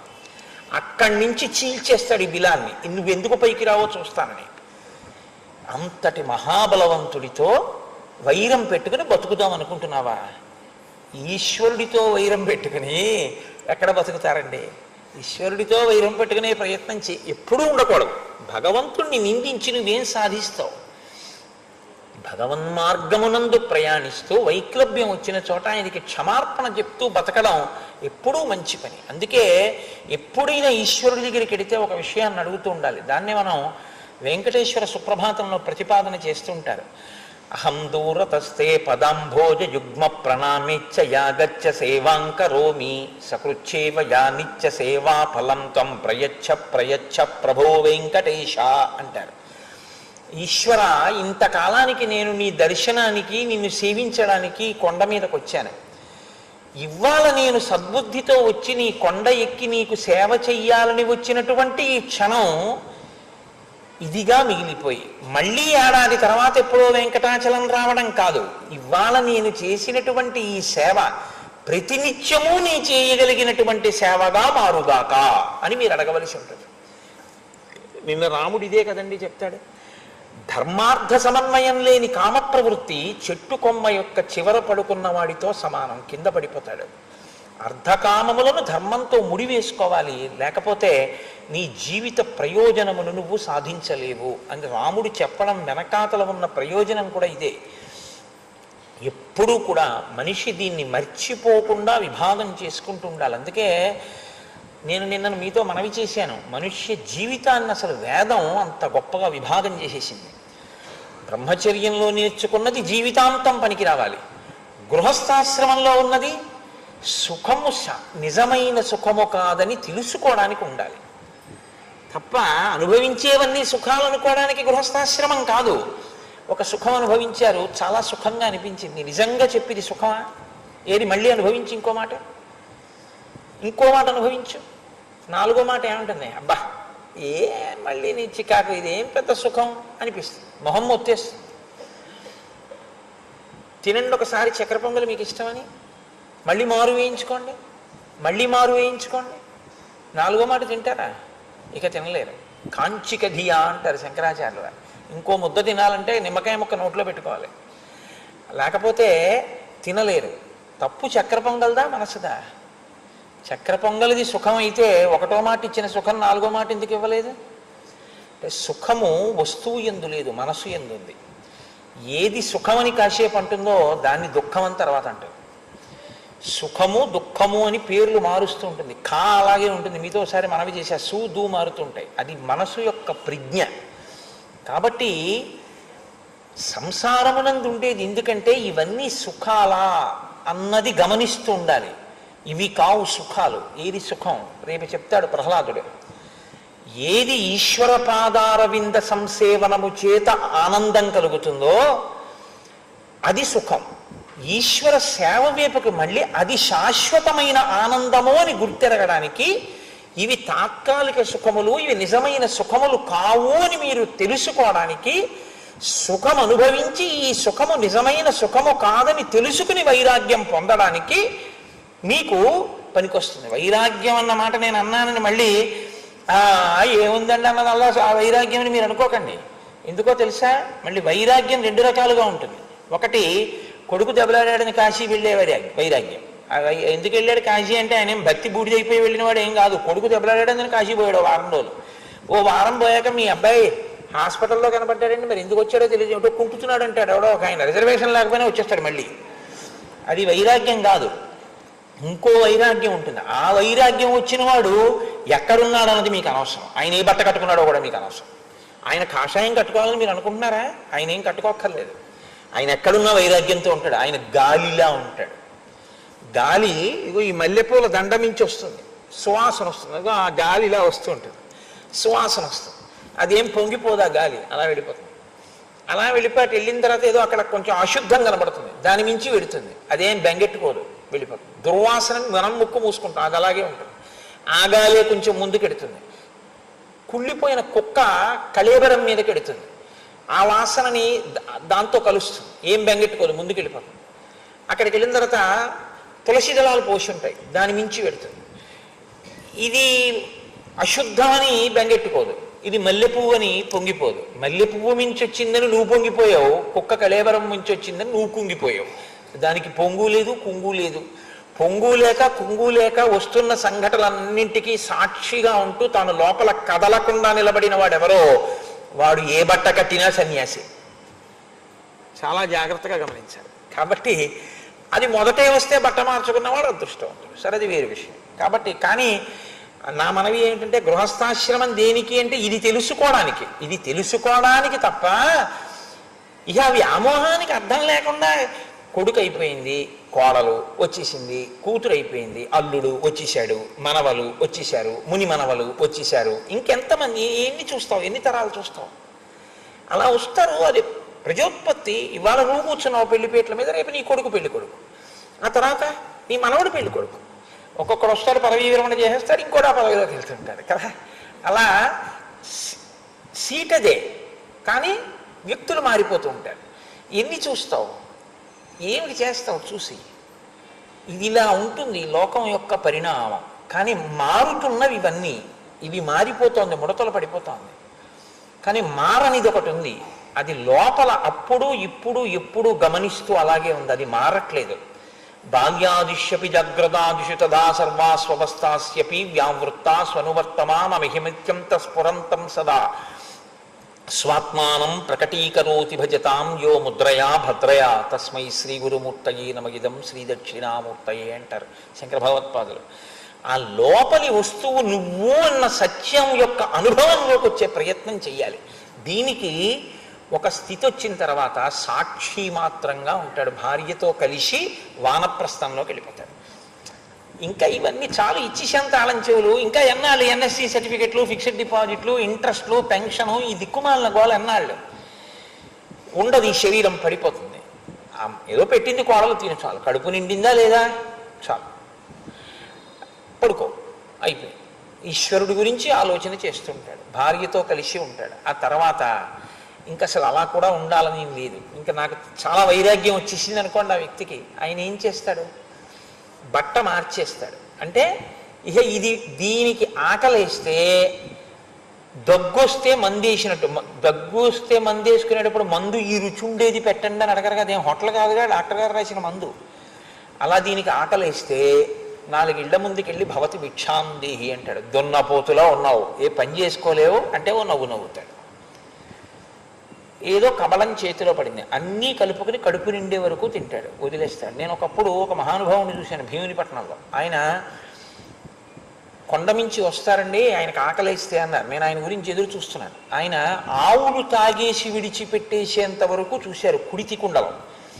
వదిలిపెట్టేసిన తర్వాత కింద పిండి మిగిలింది. ఆ పిండి ఆయన కొద్దిగా పుచ్చుకుని అక్కడ మంచినీళ్ళు ఉంటే ఆ నీళ్లు తాగి ఆయన పళ్ళి పైకి వెళ్ళిపోతుంటే అదృష్టవశాత్తు ఆయన ఆ రోజు నాతో మాట్లాడారు, అది వేరే విషయం అనుకోండి. కాబట్టి మహానుభావులు అంత సాక్షిగా ఉంటారు. ఈ శరీరం గురించి వాళ్ళకి ఏమి పట్టింపు లేని స్థితిలో ఉంటారు. అలా ఉండి ఉండి పడగొట్టేస్తారు, అది పడిపోతుంది, తాను లోపల ఉన్న వస్తువుగా మిగిలిపోతాడు. అది సన్యాసాశ్రమం. ఆ చిట్ట చివరి ఆశ్రమాన్ని పొందడానికి ఇవి గెలిచి వెళ్ళమంటారు. అందుకని బ్రహ్మచర్యంలో పొందినటువంటి జ్ఞానం చిట్ట చివర పండించడానికి పనికొస్తుంది. అప్పుడా తపసా షడ్రిపూన్ జిత్వా భార్యాన్ పుత్రే నివేశ్యచ. అంత గొప్పదండి సనాతన ధర్మం. 85 ఏళ్ళు రానివ్వండి, 90 ఏళ్ళు రానివ్వండి, భార్యని మాత్రం నేను ఇంకా నాకు వైరాగ్యం వచ్చింది నేను వెళ్ళిపోతున్నానని విడిచిపెట్టే అధికారం పురుషుడికి లేదు. భార్యాన్ పుత్రే నివేశ్యచ, కొడుకు దగ్గరికి తీసుకెళ్ళి, రే నాకు ఇక పూర్ణ వైరాగ్యం వచ్చింది, నేను మీకు బరువు అవుతాను, మీరు నన్ను భరించడం కష్టంగా ఉంటుంది, నా ప్రవర్తన అదోలో అనిపిస్తుంది మీకు. కాబట్టి నేను ఎక్కడో ఏ గుహలోనో చెట్టు తొర్ర, శంకర భగవత్పాదులు అంటారు, చెట్టు తొర్రలున్నాయి, పర్వత గుహలున్నాయి, ఇంకా నీకు ఆవాసం ఏమిటి? ఆ చేతి కింద చెయ్యి పెట్టుకుని కౌపీనం పెట్టుకుని పడుకున్నవాడెవడో, కరతల భిక్ష స్వీకరించిన వాడెవడో వాడు కదా మహదైశ్వర్యవంతుడు అంటారు. కాబట్టి ఆ స్థితిని పొందే ముందు భార్యాన్ పుత్రే నివేశ్యచ, భార్యని పుత్రుల దగ్గర విడిచిపెట్టి వానప్రస్థంలో తపసా షడ్రిపూంజిత్వా, తపస్సు చేత 6 శత్రువుల్ని జయించి తర్వాత తాను సన్యాసాశ్రమం స్వీకరించవలసి ఉంటుంది. అయితే కొంతమంది అసలు వివాహమే చేసుకోకుండా సన్యాసం స్వీకరించినటువంటి వారు ఉంటారు. శంకర భగవత్పాదాచార్య స్వామి ఆ కోవలోకి వచ్చిన వారే, చంద్రశేఖరేంద్ర సరస్వతీ స్వామి వారు ఆ కోవలోకి వచ్చిన వారే. మహానుభావుడు, శతాధిక వయస్సు ఆయన ఉపాధి పొందింది, కానీ వారు వివాహం చేసుకున్నవారు కాదు. బ్రహ్మచర్యం నుంచి అందులో కంచిపీఠానికి బ్రహ్మచర్యం నుంచి పీఠాధిపత్యం. అలాగే ప్రస్తుత శృంగగిరి పీఠాధిపతులు భారతీ తీర్థస్వామి వారు మహానుభావుడు, ఆయన బ్రహ్మచర్యం నుంచి సన్యసించిన వారు. వాళ్ళు కారణజన్ములు, వాళ్ళతో మిగిలిన వాళ్ళు పోల్చుకుని చేయడం కుదరదు. కొంతమంది కారణజన్ములు ఎప్పుడూ ఉంటారు. కాబట్టి నీవు ఈ విషయాన్ని దృష్టిలో పెట్టుకోవలసి ఉంటుంది. నువ్వు ఎక్కడ దాక్కున్నా లక్ష్మణుడు చీల్చేస్తాడు ఆ గుహని. కాబట్టి బలవంతుడైన వాడితో వైరం పెట్టుకుని బ్రతకగలనని నువ్వు అనుకోకు, కానీ బలహీనుడైన వాడితో వైరం పెట్టుకుని బలవంతుడైన వాడు ఎక్కడైనా ఉండగలడు. ఎందుకని బలహీనుడు ఏం చేస్తాడు అన్న ధైర్యంతో ఉంటాడు. నువ్వు ఎంతసేపు ఏం చేస్తున్నావంటే నీకన్నా బలహీనులైన వాళ్ళని దగ్గర పెట్టుకుని వీళ్ళ మాటలు విని క్షేమంగా ఉంటానంటున్నావు. స్వయం ప్రభాబిలంలో నీకన్నా బలవంతుడైన వాడి పని మీద బయలుదేరాడని మర్చిపోతున్నావు. ఆయన పని మధ్యలో వదిలేయడం ఆయన కోపానికి కారణం, నీ బతుకు ఏమవుతుందో మర్చిపోతున్నావు. ఎంత పెద్ద మాట అండి, ఎంత గొప్ప విశ్లేషణ అండి అసలు. అందుకే శ్రీరామాయణం బాగా చదవడం అలవాటైతే, శ్రీరామాయణ శ్లోకాల్ని బాగా అర్థం చేసుకోవడం అలవాటైన వాళ్ళు, నేను ఎందరో పెద్దల్ని చూశాను. నేను అటువంటి అధికారిని ఒక ఐఏఎస్ అధికారి నాకు తెలుసు, పేర్లు చెప్పడం బాగుండదు. వాళ్ళ విశ్లేషణ చాలా గొప్పగా ఉంటుంది. వాళ్ళు ఒక నోట్ ఫైల్ మీద రాసే నోటింగు చాలా ఆశ్చర్యకరంగా ఉంటుంది. ఎవ్వరూ ఊహించినటువంటి ఆలోచన సరళి వారి యందు ఉంటుంది, చాలా గొప్పగా ఉంటుంది. వాళ్ళ బుద్ధికి అటువంటి గాయత్రి ప్రచోదనం కూడా ఉంటుందండి. ఎందుకంటే శ్రీరామాయణం మీరు ఒకటి గుర్తుపెట్టుకోండి, గాయత్రి మంత్రం అందరూ చేయడానికి అర్హులు కాకపోవచ్చు. గాయత్రి మంత్రం 24 బీజాక్షరాలతో ఉంటుంది. 24 బీజాక్షరాలే గాయత్రికి. 24 బీజాక్షరాలకి ఒక్కొక్క బీజాక్షరానికి ఒక్కొక్క ఋషి, ఒక్కొక్క బీజాక్షరానికి ఒక్కొక్క దేవత. మరి 24 బీజాక్షరాలతో ఉన్న గాయత్రిని నియమంతో చేసినటువంటి వాడికి బుద్ధి వైభవం ఎందుకు రాదు? వచ్చి తీరుతుంది. మరి గాయత్రి వైభవాన్ని పొందాలి అంటే శ్రీరామాయణాన్ని చదివితే చాలు. ఎందుకని శ్రీరామాయణం ప్రతి ఒక్క అక్షరానికి 1000 శ్లోకాలుగా వ్యాఖ్యానం, 24 బీజాక్షరాలకి వ్యాఖ్యానం, 24,000 శ్లోకాల శ్రీరామాయణం. శ్రీరామాయణం చెప్పడం అంటే గాయత్రి మహామంత్ర బీజాక్షర వ్యాఖ్యానము చేసినట్టే లెక్కంతే. రామాయణం చదువుకుంటున్నావు అంటే గాయత్రి మహామంత్ర బీజాక్షర వ్యాఖ్యానములను చదువుకుంటున్నావు అని గుర్తు. కాబట్టి అది ఏం చేస్తుంది? బుద్ధి ప్రచోదనాన్ని ఇస్తుంది. కాబట్టి రామాయణం పిల్లలు వినండి, పెద్దవాళ్ళు వినండి, ఎవరు వినండి, వాళ్ళ బుద్ధికి ప్రచోదనం ఇస్తుంది, ఒక గొప్ప మార్పు తీసుకొస్తుంది. అది బుద్ధి మీద పనిచేసేటటువంటి ఒక గొప్ప శక్తి కలిగినటువంటి మహామంత్రం శ్రీరామాయణం అనేటటువంటిది. ఒక మాలామంత్రమే అనుకోవచ్చు మీరు, అంత గొప్ప కలిగినది. అందుకే అందులో శ్లోకాలు అంత శక్తివంతంగా ఉంటాయి. ప్రత్యేకించి నేను మీతో మనవి చేశాను, శ్రీరామాయణంలో కొందరు వ్యక్తులు మాట్లాడేటటువంటి మాటలు అత్యద్భుతంగా ఉంటాయి. వాటిని మీరు విడిచిపెట్టకూడదు. వారు మాట్లాడుతున్నారంటే ప్రతి శ్లోకాన్ని చాలా జాగ్రత్తగా మీరు చదువుకోవాలి. ఎందుకంటే అంత వైభవంతో ఉంటాయి. ఒక గురువు గారి మాటకు అంత గొప్పతనం ఎక్కడొస్తుంది? ఆయన బుద్ధి ప్రచోదన శక్తి వల్ల కదండి ఆ మాటకంత విలువ వచ్చింది. అయినప్పుడు ఒక హనుమ లాంటి వ్యక్తి మాట్లాడుతున్నారంటే ఆ మాట ఎంత గొప్పదై ఉంటుంది మీరు ఆలోచించండి. దాన్ని మీరు కేవలం కాకతాళీయంగా ఏదో మత్తు సాహిత్యం జరిగినట్టు ఇలా శ్లోకాన్ని ఎలా తిప్పుతారు? బాగా చదవాలి. ఏవో పనికి మాలినవి కొన్ని మాటలు ఉండొచ్చు. పనికి మాలినవి అంటే నా ఉద్దేశంలో రామాయణంలో అలా ఉంటాయి అని కాదు. మీరంత శ్రద్ధగా దాన్ని విడిచిపెట్టిన రావణుడి ప్రసంగం ఉందనుకోండి, చాలా శ్రద్ధగా చదువుకోకపోతే పెద్ద దానివల్ల మీకు ఏదో ప్రమాదం వచ్చేసింది అని అనుకోక్కర్లేదు. కానీ హనుమ వంటి మహాపురుషులు మాట్లాడే మాటల్ని మీరు చాలా జాగ్రత్తగా చదువుకోవలసి ఉంటుంది. మీరు చదువుకోవాలి, మీరు చదువుకుని మీరు అనుభవించాలి. మీరు అనుభవిస్తే ఏమవుతుందంటే మీరు తరువాతి తరాలని ఉద్ధరించగలుగుతారు. ఎందుచేత అంటే అసలు నిజానికి పిల్లలకి బాగా తలలోకి ఎక్కేది ఎప్పుడో తెలుసా అండి? నేను మీతో యథార్థం చెప్తున్నాను, అక్రాస్ ది డైనింగ్ టేబుల్ నేను నిజం చెప్తున్నాను మీతో. అందుకే గృహస్థు ఎప్పుడూ బిడ్డలతోటే భోజనం చేయాలి. బిడ్డలతో భోజనం చేస్తూ మీరు అకస్మాత్తుగా ఏదో సందర్భంలో మీ ప్రయత్నం అక్కర్లేకుండా రామాయణం గుర్తొస్తూనే ఉంటుంది మీకు. మీరు రామాయణం గురించి చెప్తూ భోజనం చేశారనుకోండి, ఉపనిషత్ పారాయణం చేస్తూ భోజనం చేసినట్టే. అన్నం తింటూ అది వింటూ తిన్నవాడికి 6వ వంతు మనసదై కూర్చుంటుంది రామాయణం. మీరు ఏది మాట్లాడుతున్నారో అది మీ బిడ్డల మీద ప్రభావం చూపిస్తుంది. మీరు ఏది చూస్తూ తింటున్నారో అది కూడా మీ బిడ్డల మీద ప్రభావం చూపిస్తుంది. చంటి పిల్లాడికి చాలా క్రూరమైనటువంటి సన్నివేశాలతో ఉన్నది మీరు చూస్తూ పాలిచ్చారనుకోండి, వాడు ఒక ఘాతకుడుగా తయారవుతాడు. కాబట్టి నేను అస్తస్తమానం మళ్ళీ ఏదో దాని పేరు ఎత్తుతుండడం ఎందుకు, ఈయనకి ఇదో పెద్ద క్రోధంలా ఉంది వాటి మీద అనుకుంటారు. కాబట్టి నాకేం క్రోధం ఎందుకండి, నాకేం క్రోధం కాదు. కాకపోతే నేను ఎప్పుడు చెప్తుంటాను, ఈ వస్తువు తప్పు ఎప్పుడు ఉండదని చెప్తుంటాను నేను. వస్తువుగా తప్పే ఉందండి, తప్పేం లేదు. ఒక యానిమల్ ప్లానెట్లో మీరు చూడలేనటువంటి అద్భుతమైన విషయాల్ని నేషనల్ జియోగ్రఫికల్ ఛానల్లో మీరు చూడొచ్చు. ఎక్కడో ఇప్పుడు జరిగినటువంటి మహత్తరమైనటువంటి విషయాన్ని మీరు ఇవాళ ఇప్పుడే చూడొచ్చు. సింహాచలంలో జరిగినటువంటి చందనోత్సవాన్ని మీరు ఇప్పుడు చూడగలగడం అదృష్టం కదా.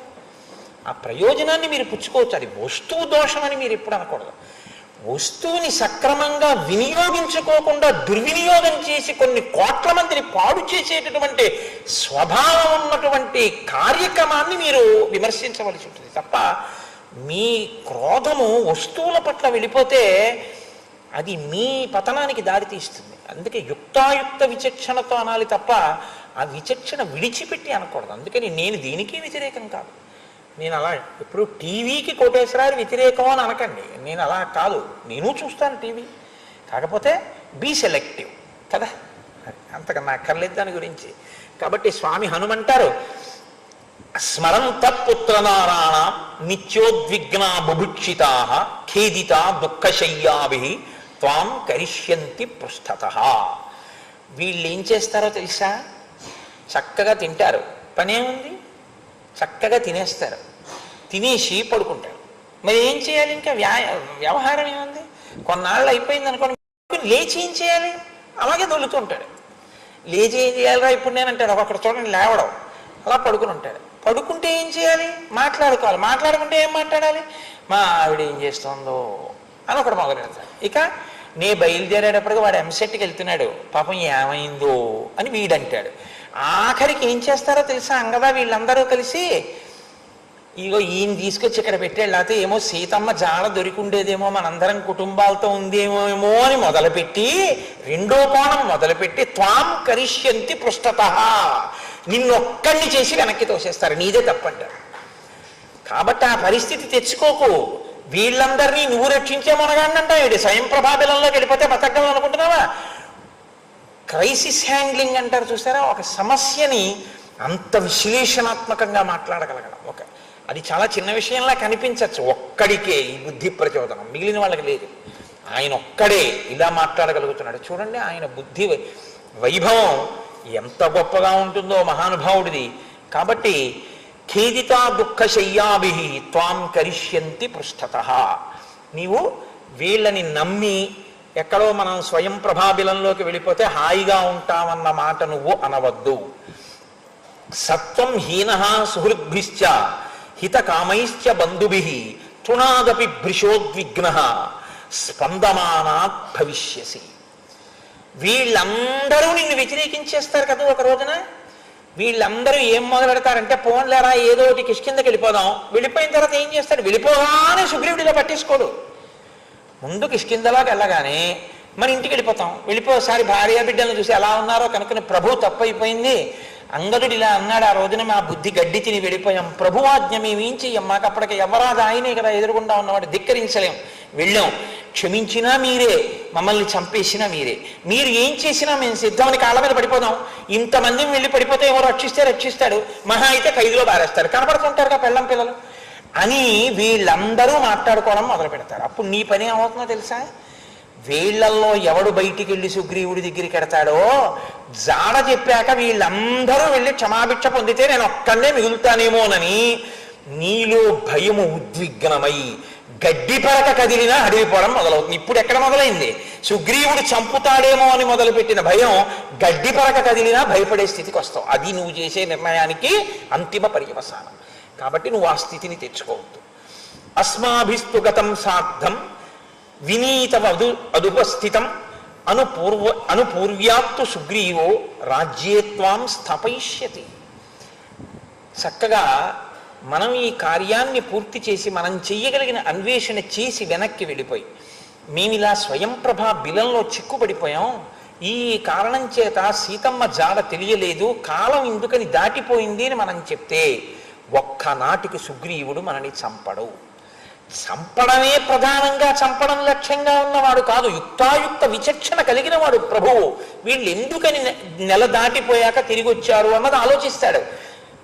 దాహంతో ఆకలితో వెళ్ళాం, వెళ్లకుండా ఉండలేంగా, అది శరీరానికి ప్రాథమిక అవసరం. అన్నం పెట్టాలి, నీళ్లు పోయాలంటే చచ్చి ఊరుకుంటుంది. అది ఉంటే కదా వెతకడం. సీతమ్మను అందుకుని వెళ్ళాం బిలంలోకి. ఆవిడే చెప్తోంది వెళ్ళిన వాడు బయటికి రావడం కుదరదు, ఆవిడ అనుగ్రహించి తీసుకొచ్చింది కానీ, లేకపోతే మనం బయటకు వస్తామా? ఎందుకు చంపుతానయా సుగ్రీవుడు? నువ్వు బాగా ఆలోచించు. మనం ఈ మాటలు కానీ సుగ్రీవుడికి వెళ్ళి చెప్పుకుంటే మనందరినీ కూడా సుగ్రీవుడు మన్నిస్తాడు, మన్నించి ప్రేమించి గౌరవిస్తాడు తప్ప యుక్తాయుక్త విచక్షణ లేకుండా ఏదో చేసేస్తాడు అని నువ్వు అనుకోవద్దు. ఇది చాలా చమత్కారంగా ఉంటుంది. కొంతమంది పరిస్థితి ఎలా ఉంటుందంటే తమకి ఏం చెప్పారో అదే, అంతకన్నా ఇంకా పెద్ద బుద్ధి పెట్టి ఆలోచించేటటువంటి స్వభావం ఉండదు. నాతో ఒకసారి ఒక ఆయన అన్నాడు, ఇవన్నీనండి శ్రీరామాయణం చదువుతుంటే మీకు పైకి ఇలా ఉంటాయి కానీ పరమసత్యాలు హనుమ మాట్లాడుతున్నవి. ఆయన అన్నారు, చూసారా వీళ్ళు తినేసి పడుకుంటారు, ఇంకా పని ఉండదు, ఉండకపోవడం ఏమవుతుందంటే భయానికి కారణమై వీళ్ళు అలా కూర్చోలేని స్థితి వస్తుంది. తిని పడుకుని ఉండిపోతే, బలం ఉండి చెయ్యగలిగిన వయసులో చెయ్యకుండా ఉండిపోతే ప్రమాదం వస్తుంది. బలం ఉండి చెయ్యగలిగిన వయసులో చేసి వైరాగ్యాన్ని సంపాదించి వానప్రస్థానికి వెళ్ళాలి. మీరు విన్నారో లేదో, మెరైన్ ఇంజనీర్స్ అని ఉంటారు, సముద్రం మీద వాయేజ్కి వెళుతుంటారు వాళ్ళు. సముద్రంలో వెళ్ళేటప్పుడు సముద్రం మీద పనిచేసేటటువంటి వాడు అధికారి మీద తిరగబడితే వాళ్ళకి ఇచ్చేటటువంటి శిక్ష ఏమిటో తెలుసా అండి? మీరు ఎప్పుడన్నా మెరైన్ ఇంజనీర్స్ని ఇక్కడికి వస్తారు 2-3 రోజుల్లో, ఒక ఆయన సుబ్బారావు ఆయన అడగండి, వేసే శిక్ష ఏమిటో తెలుసా? 1 వారం రోజులు ఎవ్వరూ మాట్లాడద్దు, ఆయనకి ఇష్టమైన పదార్థాలు ఏవో ఆయనకి వండి పెట్టండి అని చెప్తారు. సముద్రం మీద ఇంక ఏమీ పని ఉండదు, ఆయన్ని ఎవ్వరూ పలకరించరు. డ్యూటీకి వచ్చేసి ఆ షిఫ్ట్కి సంతకం పెట్టేయడం. చక్కగా ఆ రోజున ఆయనకి మినపరొట్టు ఇష్టమైతే ఓ రోజు మినపరొట్టు వేసి పెడతారు, ఓ రోజున చక్కగా పూరీ వేసి పెడతారు, తినేయడం. ఏం చేయాలంటే ఎవరు మాట్లాడరు ఆయనతో. ఆ సముద్రంలో ఓడ వెళ్ళిపోతుంటే అలా కూర్చోవడం. అలసట లేకపోతే ఏమవుతుందో తెలుసా అండి? నిద్ర పట్టదు. సముద్ర ఘోష వింటూ అందరూ కష్టపడుతుంటే తను తినేసి అలా కూర్చోవాలంటే వారం రోజులు ఆ శిక్ష వేస్తే 3 రోజులు అయ్యేటప్పటికీ ఇంతకన్నా సముద్రంలో దూకి చచ్చిపోవడం మంచిది అనిపిస్తుంది. వాడి జీవితంలో ఎప్పుడు ఏ పని చెప్పినా చేయనండు. మెరైన్ ఇంజనీర్స్ యూజువల్గా షిప్ మీద వెళ్ళేటటువంటి క్రూ వ్యతిరేకిస్తే వేసే శిక్ష ఇదే వేస్తారు. హనుమ ఆనాడు చెప్పినవే ఇప్పుడు వచ్చాయి. ఆయన ఎంత యథార్థ దృష్టితో మాట్లాడారో చూడండి. ఏదో చెప్పారు కదా అని చెప్పినట్టు చేయడం ఎప్పుడూ ప్రయోజనం కాదు. ఏదో నాకు వెనకటికి ఒక ఆయన చెప్పారు, ఏమిటో నాకు రామాయణం వింటే అన్ని ఇలాంటివి గుర్తొస్తుంటాయి. మిలిటరీలో పనిచేసేటప్పుడు యుద్ధం జరుగుతుంటే యుద్ధ భూమిలో పడిపోతారు, చనిపోయి కొంతమంది ఉంటారు, ప్రాణాలతో కొంతమంది ఉంటారు. చనిపోయిన వాళ్ళ గురించి పట్టించుకోవాలా, కొంచెం ప్రాణంతో ఉన్న వాళ్ళ గురించి పట్టించుకోవాలా అంటే బతికున్న వాడి గురించి ఎక్కువ పట్టించుకోవాలి. ఎందుకంటే పిఓడబ్ల్యూ అంటారు, అంటే పిడబ్ల్యూఓ, ప్రిజనర్ ఆఫ్ వార్ అని. ఈయన కానీ దొరికాడు అనుకోండి, ఆ శత్రుదేశం వాళ్ళు తీసుకెళ్లి వైద్యం చేయించి ఆ రహస్యాలు రాబట్టడానికి చిత్తక్షోభ పెట్టేస్తారు. ఇంకా అందుకని గబగబా ముందు కొస ప్రాణంతో ఉన్న ఆయన్ని తీసుకొచ్చేసే ప్రయత్నం చేస్తారు. దానికి డాక్టర్స్ని గబగబా ఒకసారి విడిచిపెడితే వాళ్ళు ఏం చేస్తారంటే గబగబా వెళ్ళి ప్రాణం ఉందో లేచో చూసి డెడ్ అలైవ్ అని స్లిప్స్ పెడతారు. పెడితే గబగబా వెనకాల ఉన్న వాళ్ళు వెళ్ళి చచ్చిపోయాడు అంటే కొంచెం ఆ శవాన్ని గబాలను విసిరేస్తారు వ్యాన్లోకి. అలైవ్ కొంచెం బతికున్నాడు అంటే గబగబా ఓ స్ట్రెచ్చర్లో పెట్టి ఓ వ్యాన్ ఎక్కిస్తారు. అంటే బతికున్నాడు కదా, మరి అలా విసిరేస్తే ఎలాగా, తీసుకురావాలి హాస్పిటల్గా.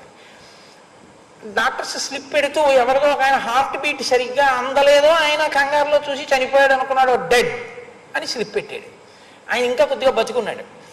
వీళ్ళు తీసుకొచ్చి 2 చేతులు పట్టుకుని వ్యాన్లో విసిరైపోతుంటే ఆయన అన్నాడు, ఐఆమ్ అలైవ్ అన్నాడు. నేను బతికున్నాను అన్నాడు. వీళ్ళు అన్నారు, shut up, it is certified you are dead. నోర్ మోయ్, నువ్వు చచ్చిపోయావని సర్టిఫికెట్ పెట్టేశారు నీ. అది ఎలా ఉంటుంది, వినడానికి బాగుంటుందేమో, తన డ్యూటీ తను కరెక్ట్గా చేసేసినట్టు ఉంటుందేమో, కానీ అలా చేయడం ఎంతవరకు సమంజసం. కాబట్టి హనుమ మాట్లాడడం అంటే అంత సునిశ్చిత ప్రజ్ఞతో ఉంటుంది. కాబట్టి ఆయన అంటారు, నువ్వు స్వయం ప్రభాబిలంలోకి వెళ్ళి చిక్కుపడిపోయానన్నా నాకు అనవసరం, నెలలో రాలేదని ఏం చంపాడు సుగ్రీవుడు. కారణం తెలుసుకుంటాడు, తెలుసుకుని క్షమిస్తాడా. ప్రభు అటువంటి వాడిని ఎందుకు అనుకుంటున్నావు నువ్వు? ప్రభువు యొక్క జ్ఞానము సంకుచితం అనుకుంటున్నావు, కాదు. ఆయన విశాల హృదయుడు, ఆయన పరిపాలన సమర్థత కలిగిన వాడు. ప్రభువు యందు ఈ భక్తి ఉన్నవాడెవడో వాడే కార్యం చేయగలడు. అసలు ప్రభుభక్తి లేనివాడు ఏమీ చేయలేడు. కాబట్టి ధర్మరాజ పితృవ్యస్తే ప్రీతికామో దృఢవ్రత శుచి సత్యప్రతిజ్ఞశ్చ సత్వాం జాతు ననాశయేత్. ఆయన ధర్మం తెలుసున్నవాడు, నీకు తండ్రి, ప్రీతి కలిగినటువంటి వాడు, దృఢమైనటువంటి వ్రతం ఉన్నవాడు, చాలా మనస్సు నిర్మలమైనటువంటి స్థితిలో ఉన్నటువంటి వాడు, సత్యమైన ప్రతిజ్ఞ ఉన్నటువంటి వాడు. అటువంటి వాడు నిన్ను ఎందుకు చంపుతాడు? ఎందుకు అసలు సుగ్రీవుడు చంపుతాడని ఆలోచన చేస్తున్నావు? ఆ ఆలోచన విడిచిపెట్టేసి, ప్రియ కామశ్చతే మాతు తదర్థం చాస్య జీవితం తస్యాపత్యంచ నాస్త్యన్యత్ అస్మాదంగద గమ్యతాం. నువ్వు ఒకటి గుర్తించు, అసలు నీ పినతండ్రి సుగ్రీవుడికి సంతానం లేదు. కాబట్టి అన్నగారి సంతానమైనటువంటి నువ్వే ఆయనకి కూడా సంతానం. 2, ఇప్పుడు తార ఆయన భార్య. ఆయన ఎప్పుడూ తన భార్య కాబట్టి తారకి ప్రీతి చేద్దామని చూస్తూ ఉంటాడు. రొమకి బిడ్డలు లేరు కాబట్టి రాజ్యాధికారం నీకే ఉంది. తారకి ప్రీతి చేయడము, నిన్ను యవరాజ్య పట్టాభిషేకం చేయడము, కొడుకులు లేనటువంటి తనకి ఉన్న ఒకే ఒక్క కొడుకువి కాబట్టి నీ యందు పూర్ణమైన ప్రేమతో ఉంటాడు తప్ప నిన్ను చంపేస్తే ఇప్పుడు అసలు సుగ్రీవుడికి ఏమిటి వస్తుంది? ఒకటి, తార ఖేదపడుతుంది, తన భార్య బాధపడుతుంది, యవరాజ్య పట్టాభిషేకం చేయడానికి ఇంకో కొడుకు లేడు. అటువంటి వాడు నిన్ను చంపుతాడని ఎలా అనుకుంటున్నావు? సుగ్రీవుడు నిన్ను చంపితే ఎంత బాధపడవలసి వస్తుందో తన జీవితం తను పడి చేసుకుంటాడా?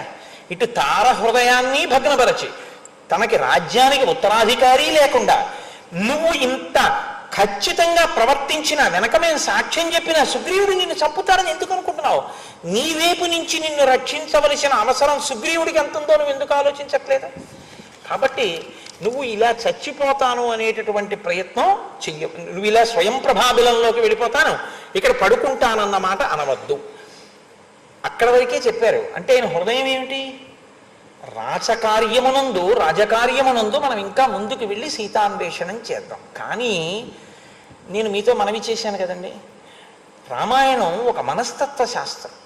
ఒక్కొక్కరు ఎలా ఉంటారంటే చిన్న విషయం వచ్చిందనుకోండి, ఇంకసలు ఆ పొంగు మీరు పట్టుకోలేరు.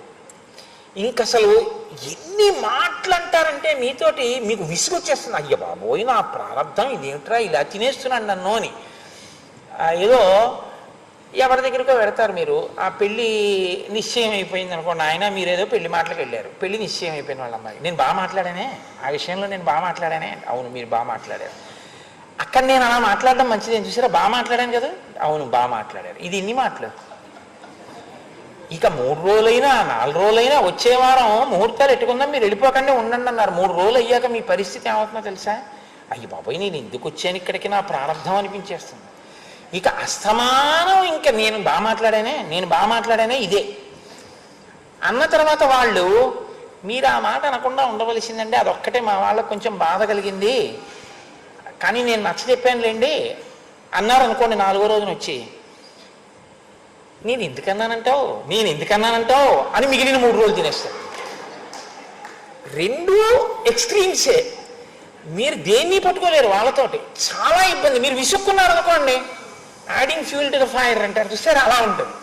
చూసావా, నిన్ను నమ్ముకుని ఇంత తీసుకొచ్చానా, నీకు నేను కష్టమైపోయాను, నీకు బరువు అయిపోయినా మొదలెడతాడు. మీరు అనడానికి ఉండదు, వినలేరు. స్నానం చేసినా అదే, పూజ చేసుకుంటున్నా అదే, అన్నం తింటున్నా అదే, పడుకున్నా అదే, ఏం చేస్తున్నా అదే చెప్తాడు. ఇంకా వదలడు ఏ విషయాన్ని కూడా. అక్కడతో సరే, దీన్ని ఇలా పరిష్కరిద్దాం అని ఆలోచించి వదలడం. అది హైపర్ సెన్సిటివ్ అంటారు. ఏమో ఇవాళ నేను ఎందుకో ఇంగ్లీష్ మాటలు వస్తున్నాయి. చాలా కొంతమంది మనస్తత్వం చాలా బలహీనంగా ఉంటుంది. అది చిన్ని విషయానికి విపరీతమైన పొంగు, చిన్న విషయానికి విపరీతమైన కుంగు. ఆ కుంగులో అగాధాలు చూస్తుంది, ఆ పొంగులో అంతరిక్షాన్ని చూస్తుంది. రెండిటినీ భరించడం కష్టంగానే ఉంటుంది. కాబట్టి ఇప్పుడు ఆయనకి కుంగులో ఉన్నాడు కాబట్టి ఆయన పాతాళాన్నే చూస్తాడు. కాబట్టి ఆయన ఎలా మాట్లాడతాడో చూడండి. హనుమ ఇంత ఆశాజనకంగా మాట్లాడితే ఆయన ఎంత నిరాశాజనకంగా మాట్లాడతాడో చూడండి. 2 men look through the same bars, one at the stars and one at the mud అని. 2 వ్యక్తులు కిటికీలోంచి చూస్తే ఒకడు ఆకాశంలో నక్షత్రాలను చూస్తాడు, ఒకడు కిందున్న బురద చూస్తాడు. ఎవడి దృష్టికోణం వాడిది. ఒకడు ఊర్ధ్వముఖ చలనం, ఒకడు అధోముఖ పతనం. ఎవడిని రక్షిస్తాడు, ఎవడికి వాడు రక్షకుడు.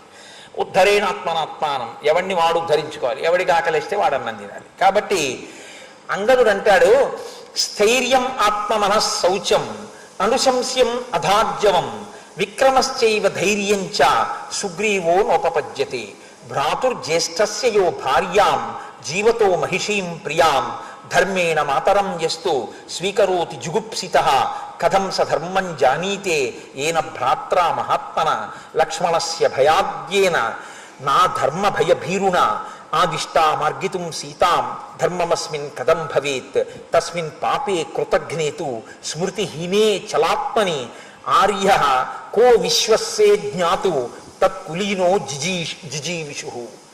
ఆయన అంటాడు, అసలు సుగ్రీవుడికి స్థైర్యము లేదు, ఆయన శౌచ్యమున్నవాడు కాడు, ఎప్పుడూ అబద్ధాలాడేటటువంటి స్వభావం ఉన్నవాడు, విక్రమము ధైర్యము ఉన్నవాడు కాడు. ఎంత హీనమైన మనస్సున్నవాడంటే మా పినతండ్రి, నా తండ్రి దుందుబితో యుద్ధానికి వెడితే ఇక్కడ ఉండరా బిలం బయట అంటే శిల పెట్టి మూసేసి ఇంటికి వచ్చేసాడు. రాజ్యం బుచ్చేసుకుని నా తండ్రి బతికుండగా తారని భార్యగా స్వీకరించాడు. ఇది నిజమైతే రాముడు సుగ్రీవుడితో స్నేహం చేస్తాడా? వాలిని చంపేసిన వాడు సుగ్రీవుడిని చంపాడు, నువ్వు ఈ తప్పు చేశావని. నేను మీకు కిష్కింధకాండలో చెప్పా, సుగ్రీవుడు పాపాచరణ ఉన్నవాడైతే అసలు ఋషిముఖ పర్వతం మీద ఉండలేడు. ఇవి తెలియవా అంగదుడికి? తెలుసు. మరి తెలిసిలా ఎందుకు మాట్లాడతాడే అంటే ఆయన బుద్ధి వైభవం అప్పటికి పాతాళాన్ని చూస్తోంది. అందుకని ఆయనకి ఎవరి మీద బాధో వాళ్ళలో ఆ లక్షణాలే చూస్తాడంతే. తలుచుకుంటేనే జుగుప్స.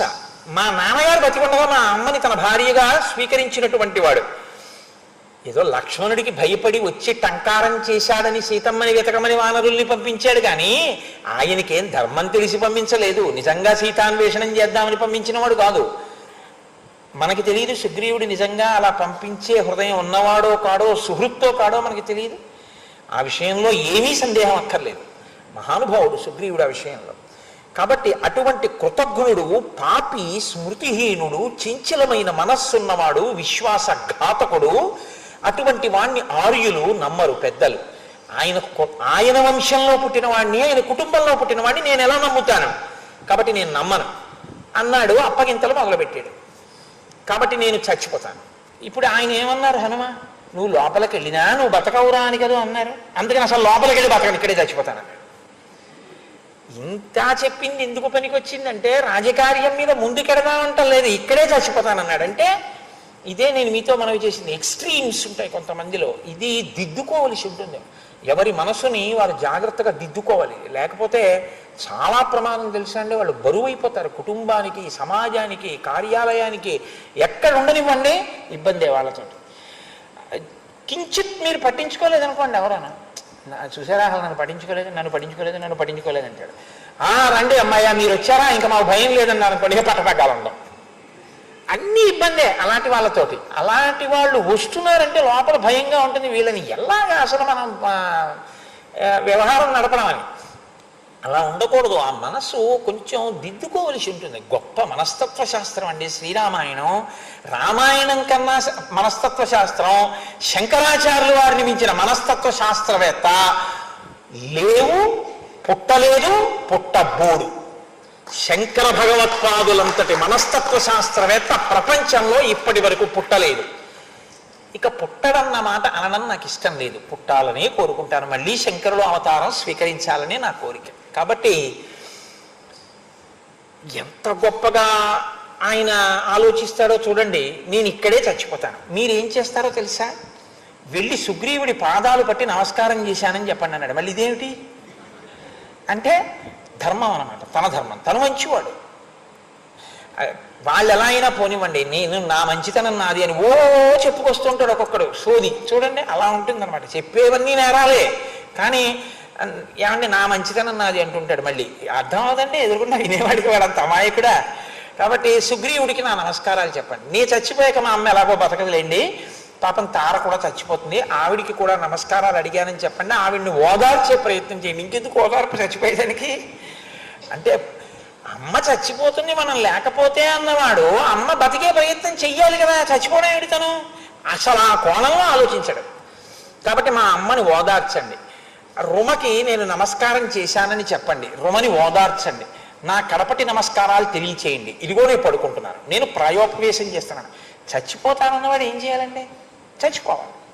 చచ్చిపోవడం పెద్ద విషయం ఏముందంటే, లోపలికి వెళ్ళిన ఊపిరి పైకి రాకపోతే చచ్చిపోయినట్టు, పైకి వెళ్ళిన ఊపిరి లోపలికి వెళ్ళకపోతే చచ్చిపోయినట్టు. చావు లోపలికి వెళ్ళే ఊపిరికి పైకి వచ్చే ఊపిరికి మధ్యలో ఉంది కాదా?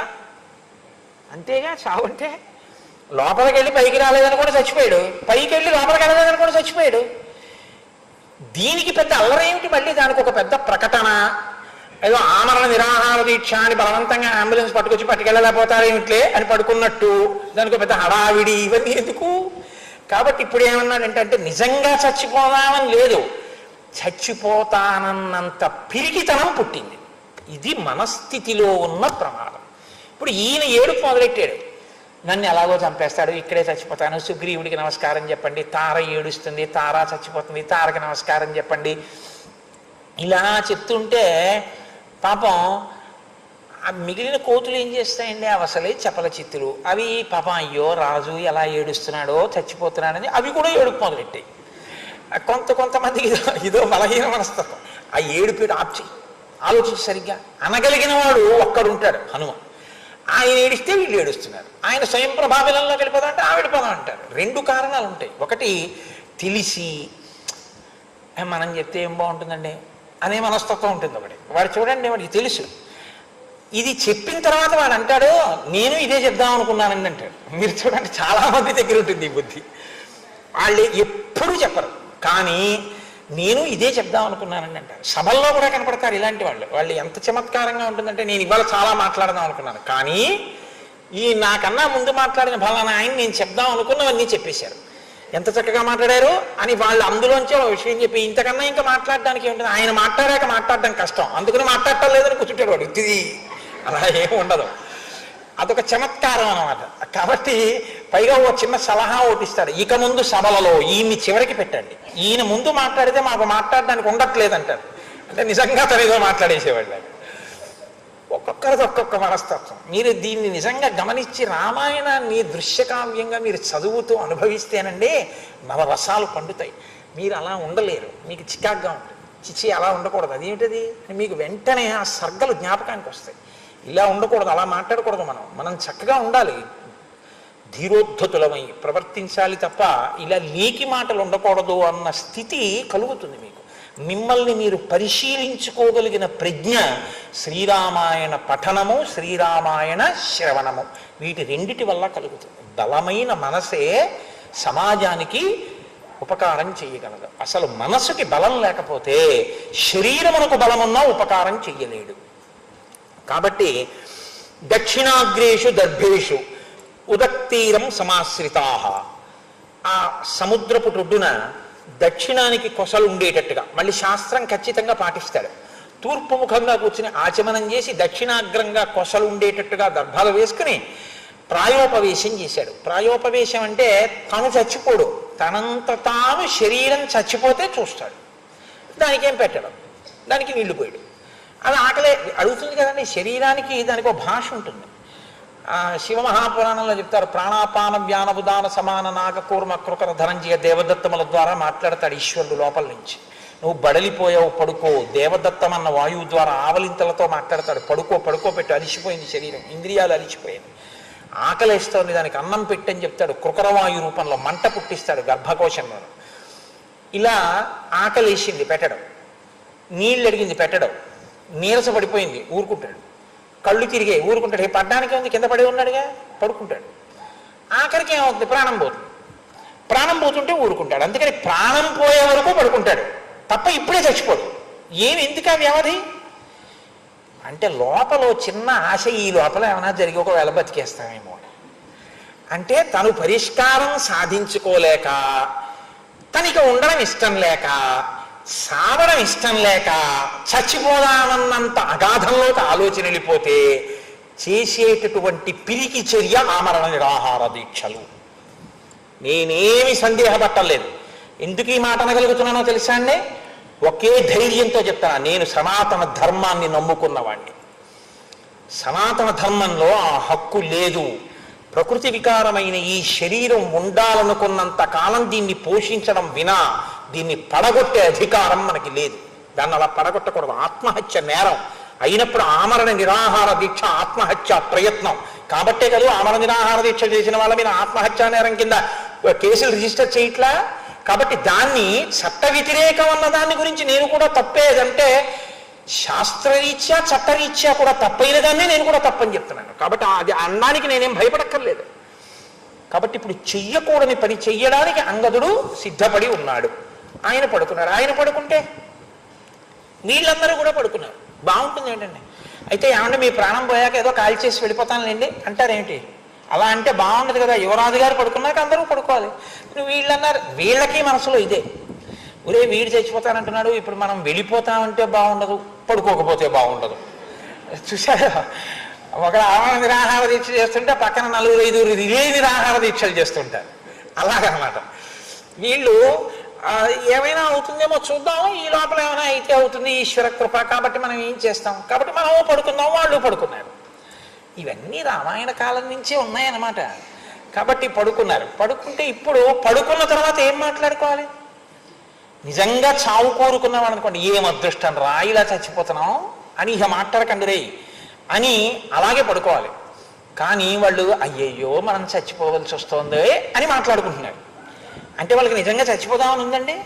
చచ్చిపోదామని లేదు. కానీ ఆ పరిస్థితుల్లో చచ్చిపోవడం తప్ప మార్గం లేదని వాళ్ళు అనుకుంటున్నారు. కానీ ఉంది, హనుమ చెప్పిన మార్గం ఉంది, కానీ వాళ్ళ బుర్రకెక్కలేదు. చచ్చిపోవడం తప్ప మార్గం లేదనుకుని పడుకున్నటువంటి వాళ్ళందరూ తెలిసో తెలియకో మాట్లాడుకున్న మాటలు మాత్రం రామకథ. ఇది బతికించి. రామకథకున్న గొప్పతనం ఏమిటంటే, అంత కష్టంలో ఉన్నప్పుడు తెలిసో తెలియకో రామకథ మాట్లాడుకున్నా, రామకథ విన్నా, రామకథ చెప్పినా అది మీ కష్టాన్ని తీర్చేస్తుంది అంతే. కాబట్టి ఇప్పుడు వాళ్ళు ఏం మొదలుపెట్టారు? అసలు ఏమిట్రా మన ప్రారంధం? ఎక్కడ ఋష్యమూక పర్వతం, ఎక్కడ కిష్కింధ, హాయిగా పళ్ళు తిని తేనె తాగి ఆడుకుంటూ భార్యా పిల్లలతో ఎంత సంతోషంగా ఉండేవాళ్ళం. ఎక్కడి అయోధ్య, ఎక్కడ దశరథుడు, ఎక్కడ పిల్లలు లేకపోవడం, ఎక్కడ పుత్రకామేష్టి, ఎక్కడ అశ్వమేధం, ధర్మాత్ములైన రామలక్ష్మణ భరత శత్రుఘ్నులు పుట్టడం, పెద్దవాడు ధర్మాత్ముడవడం, కైకమ్మ వరాలడగడం, తండ్రిని సత్యమనందు నిలబెట్టడానికి రామచంద్రమూర్తి అరణ్యవాసానికి బయలుదేరడం, సీతమ్మ తల్లి పతివ్రత కనుక భర్తని అనుగమించడం, లక్ష్మణుడు సేవిస్తానని రాముడితో రావడం, ఖరదూషణాదులు 14,000 మందిని చంపడం, శూర్పణక రావడం, ముకుచివులు కొయ్యడం, ఆ తరువాత కోపం పెట్టుకున్న రావణాసురుడు రామలక్ష్మణులు లేనప్పుడు సీతమ్మ తల్లిని అపహరించడం ఏమిటి, అడ్డెళ్ళిన జటాయువుని చంపేయడం ఏమిటి, ఆ తర్వాత సీతమ్మ తల్లిని అపహరించిన తరువాత వెతుక్కుంటూ రామలక్ష్మణులు కిష్కిందకి రావడం ఏమిటి, సుగ్రీవుడితో స్నేహం చేయడం ఏమిటి, వాలిని చంపడం ఏమిటి, సుగ్రీవుడికి పట్టాభిషేకం ఏమిటి, సీతమ్మ జాడ కనిపెట్టమని అన్ని దిక్కులకి వానరాల్ని పంపడం ఏమిటి, మన ప్రారంభం అన్ని దక్షిణ దిక్కుకు పంపడం ఏమిటి, మనం స్వయం ప్రభాబిలంలోకి వెళ్ళడం ఏమిటి, వేళ దాటిపోవడం ఏమిటి, చావడం తప్ప మార్గం లేని స్థితిలో ఈ పడుకోవడం ఏమిటి. ఇప్పుడు తెలిసో తెలియకో రామకథేగా వాళ్ళు మాట్లాడింది.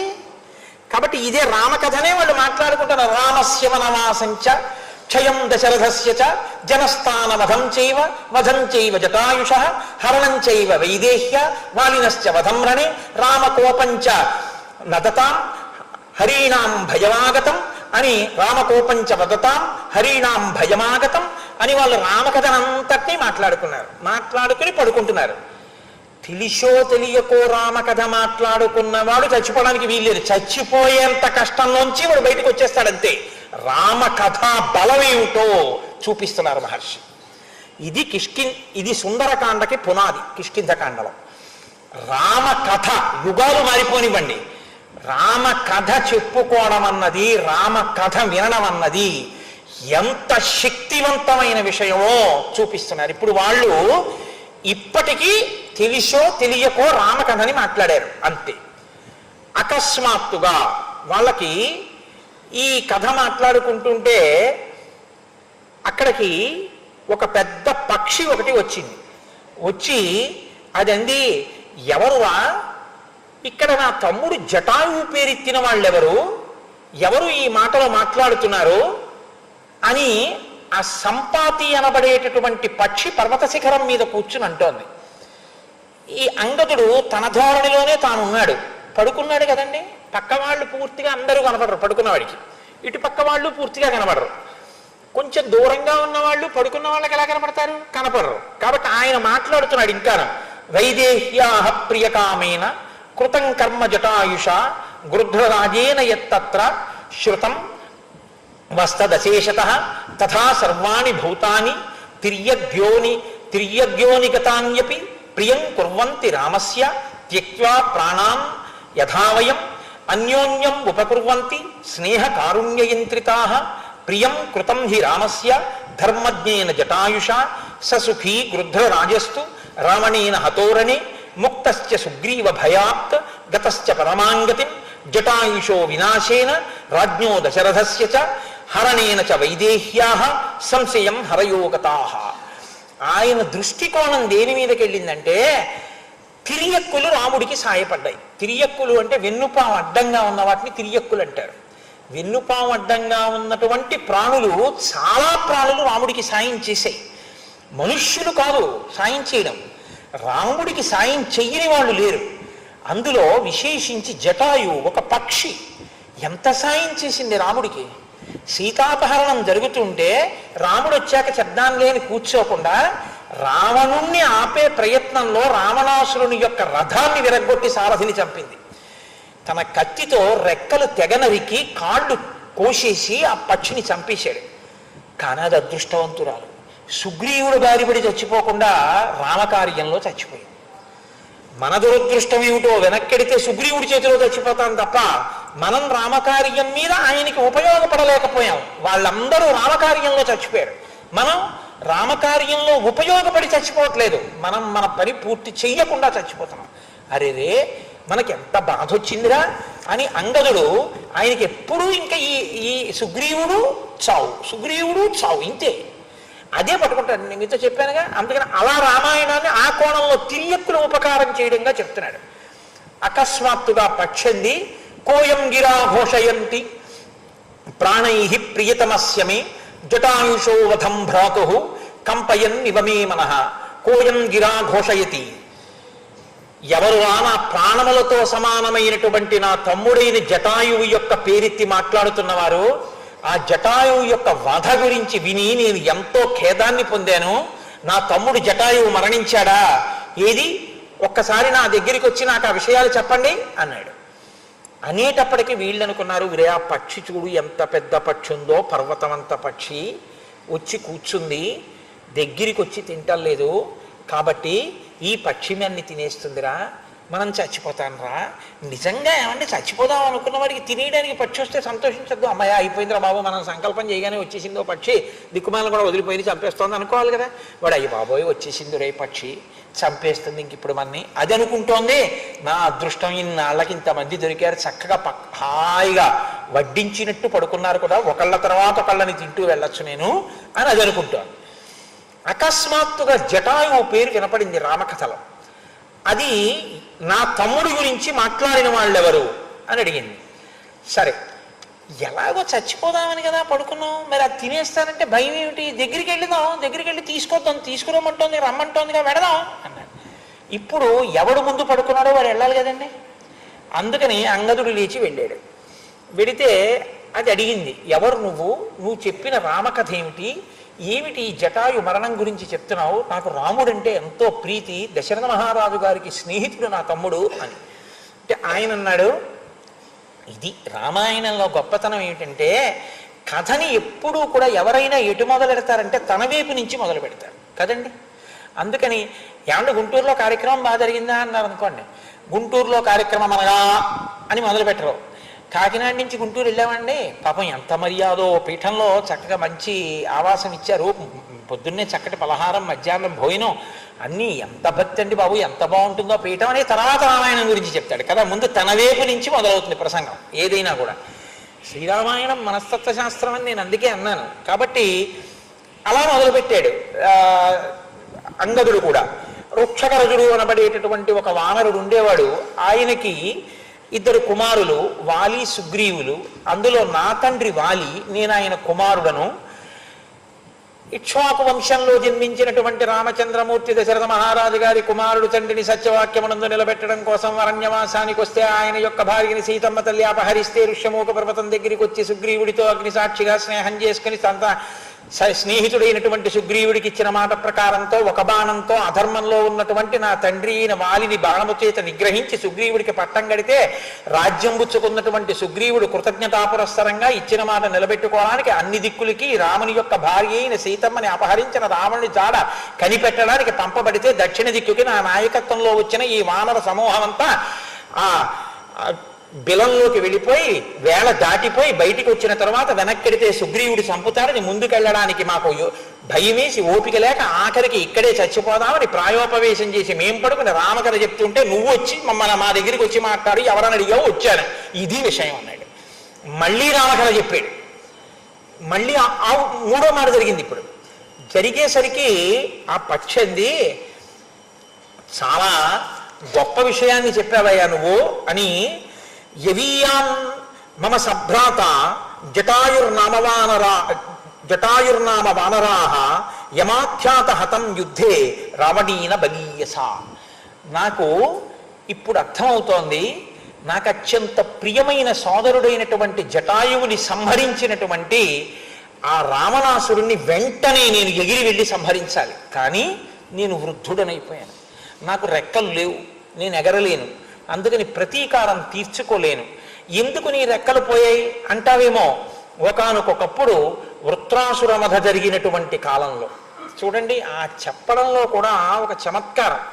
మీ పెళ్ళి ఎప్పుడైందండి అన్నారనుకోండి, వాడు ఏదో సంవత్సరం చెప్పడం, మీకు గుర్తుందా, ఆ దివిసీమంతా కొట్టుకుపోయి పెను తుఫాను వచ్చింది, ఆ ఏడాదే నా పెళ్ళి అంటాడు. అది ఎందుకు అంటే ఒక్కొక్కడు ఒక్కొక్క బండ గుర్తు అని చెప్తాడు తప్ప వాడికి సంవత్సరం గుర్తుందా అంటే ఏమో అటు ఇటు చెప్తాడు. కానీ దివిసీమ కొట్టుకుపోయిన రోజునే నా పెళ్ళండి అంటాడు. అది ఎందుకు అలాగా అంటే ఓ బండ గుర్తుతో చెప్పడం అలవాటుగా వచ్చేస్తుంటుంది కొంతమందికి. అలా ఈయన కూడా ఎంత గొప్పగా చెప్పాడంటే వృత్రాసుర వధ జరిగినటువంటి కాలం అది. ఎప్పటి కాలం?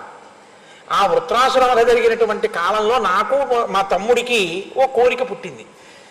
ఆ సూర్య భగవానుడు ప్రకాశించేటటువంటి మండలం ఏదుందో సూర్యమండలం వరకు ఎగురుదామని. కాబట్టి మేమిద్దరం కలిసి ఎగరడం మొదలుపెట్టాం. మధ్యాహ్న కాలం అయింది, సగం దూరం వెళ్ళాం. సూర్యుడి యొక్క వేడి చేత తమ్ముని యొక్క రెక్కలు కాలిపోయే స్థితి వచ్చింది. ఇది భ్రాతృధర్మం అంటే. మహానుభావుడు ఎంత ప్రేమ కలిగిన వాడో చూడండి.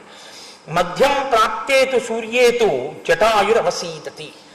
ఆ సగం దాకా వెళ్ళిన తర్వాత ఇంకా జటాయువు ఎగరలేకపోయాడు. ఖేదపడిపోయి చెమటలు కారుస్తూ వగర్చాడు. ఇక అతని శరీరము కాలిపోయే స్థితి వచ్చింది.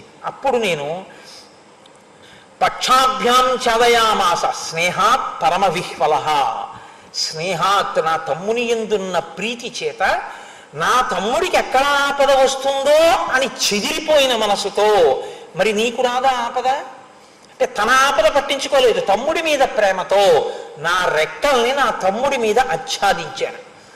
ఆచ్ఛాదించడంలో ఆ వేడికి నా రెక్కలు కాలిపోయాయి. కాలిపోయిన తర్వాత నిర్దగ్ధ పక్షపతితో వింధ్యేహం వనరసభ, నేను ఈ వింధ్య పర్వత శిఖరాల మీద పడిపోయాను ఇంకెగరలేక. నా తమ్ముడు ఎటు ఎగిరిపోయాడో నాకు తెలియదు. ఇక ఆనాటి నుంచి నా తమ్ముడిని నేను చూడడం కుదరలేదు. కాబట్టి నేను ఇక్కడ ఇలా పడున్నాను, నాకు రెక్కలు లేవు. జటాయువు నా తమ్ముడు.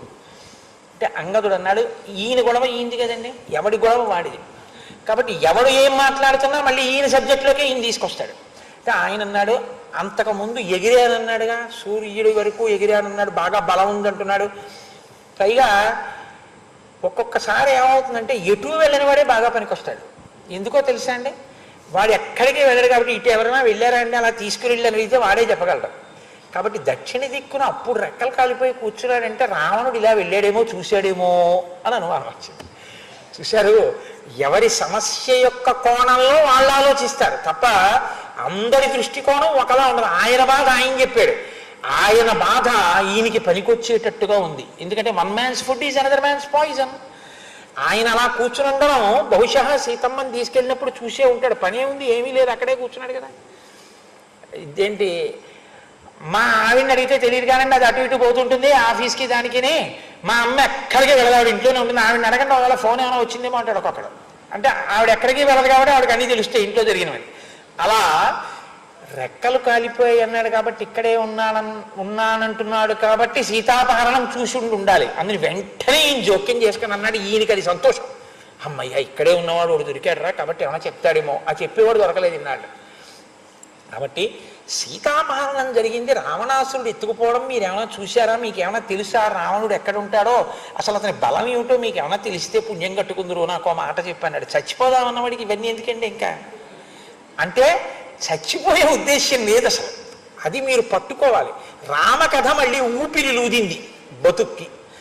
కాబట్టి ఇప్పుడు అంటే ఆయన అన్నాడు, నిర్దగ్ధపక్షో గృధ్రోహం హీనవీర్య ప్లవంగమాహ వాంగ్మాత్రేణ తు రామస్య కరిష్యే సహ్యముత్తమం.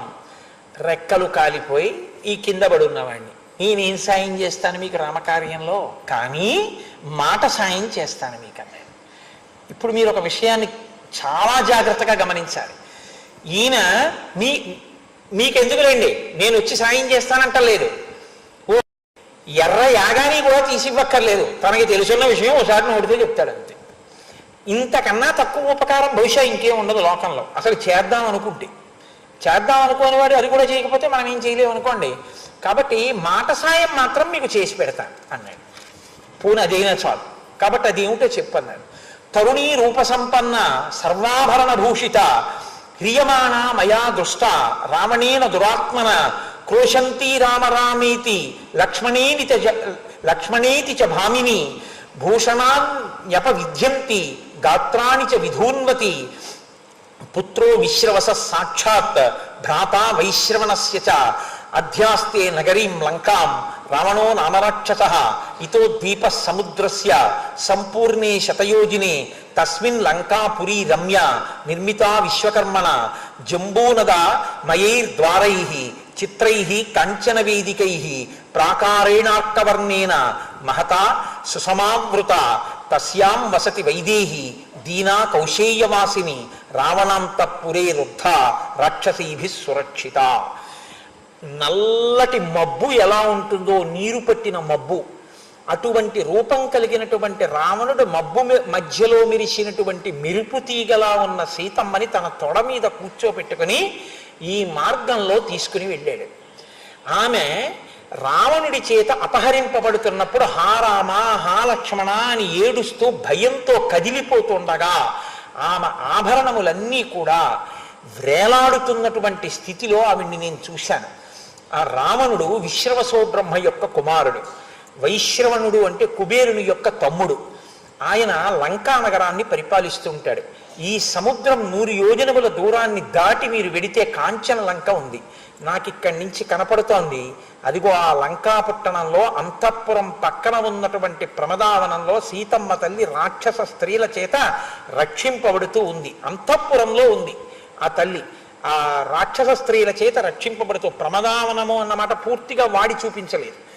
అంతఃపురంలో రక్షింపబడుతోందంటే లంకలో రాసగృహంలో, రాజు నివసించి రాణులు నివసించేటటువంటి గృహంలో, అందులో ప్రమదావనం అంతర్భాగం. అక్కడ ఉన్నటువంటి సీతమ్మని చుట్టూ ఉన్నటువంటి రాక్షస స్త్రీలందరూ రక్షిస్తున్నారు. రక్షించడం అంటే ఆవిడ చచ్చిపోకుండా చూస్తున్నారు, అది రక్షణ అంటే వాళ్ళ ఉద్దేశం. ఆవిడ ఏడుస్తూ ఉంది.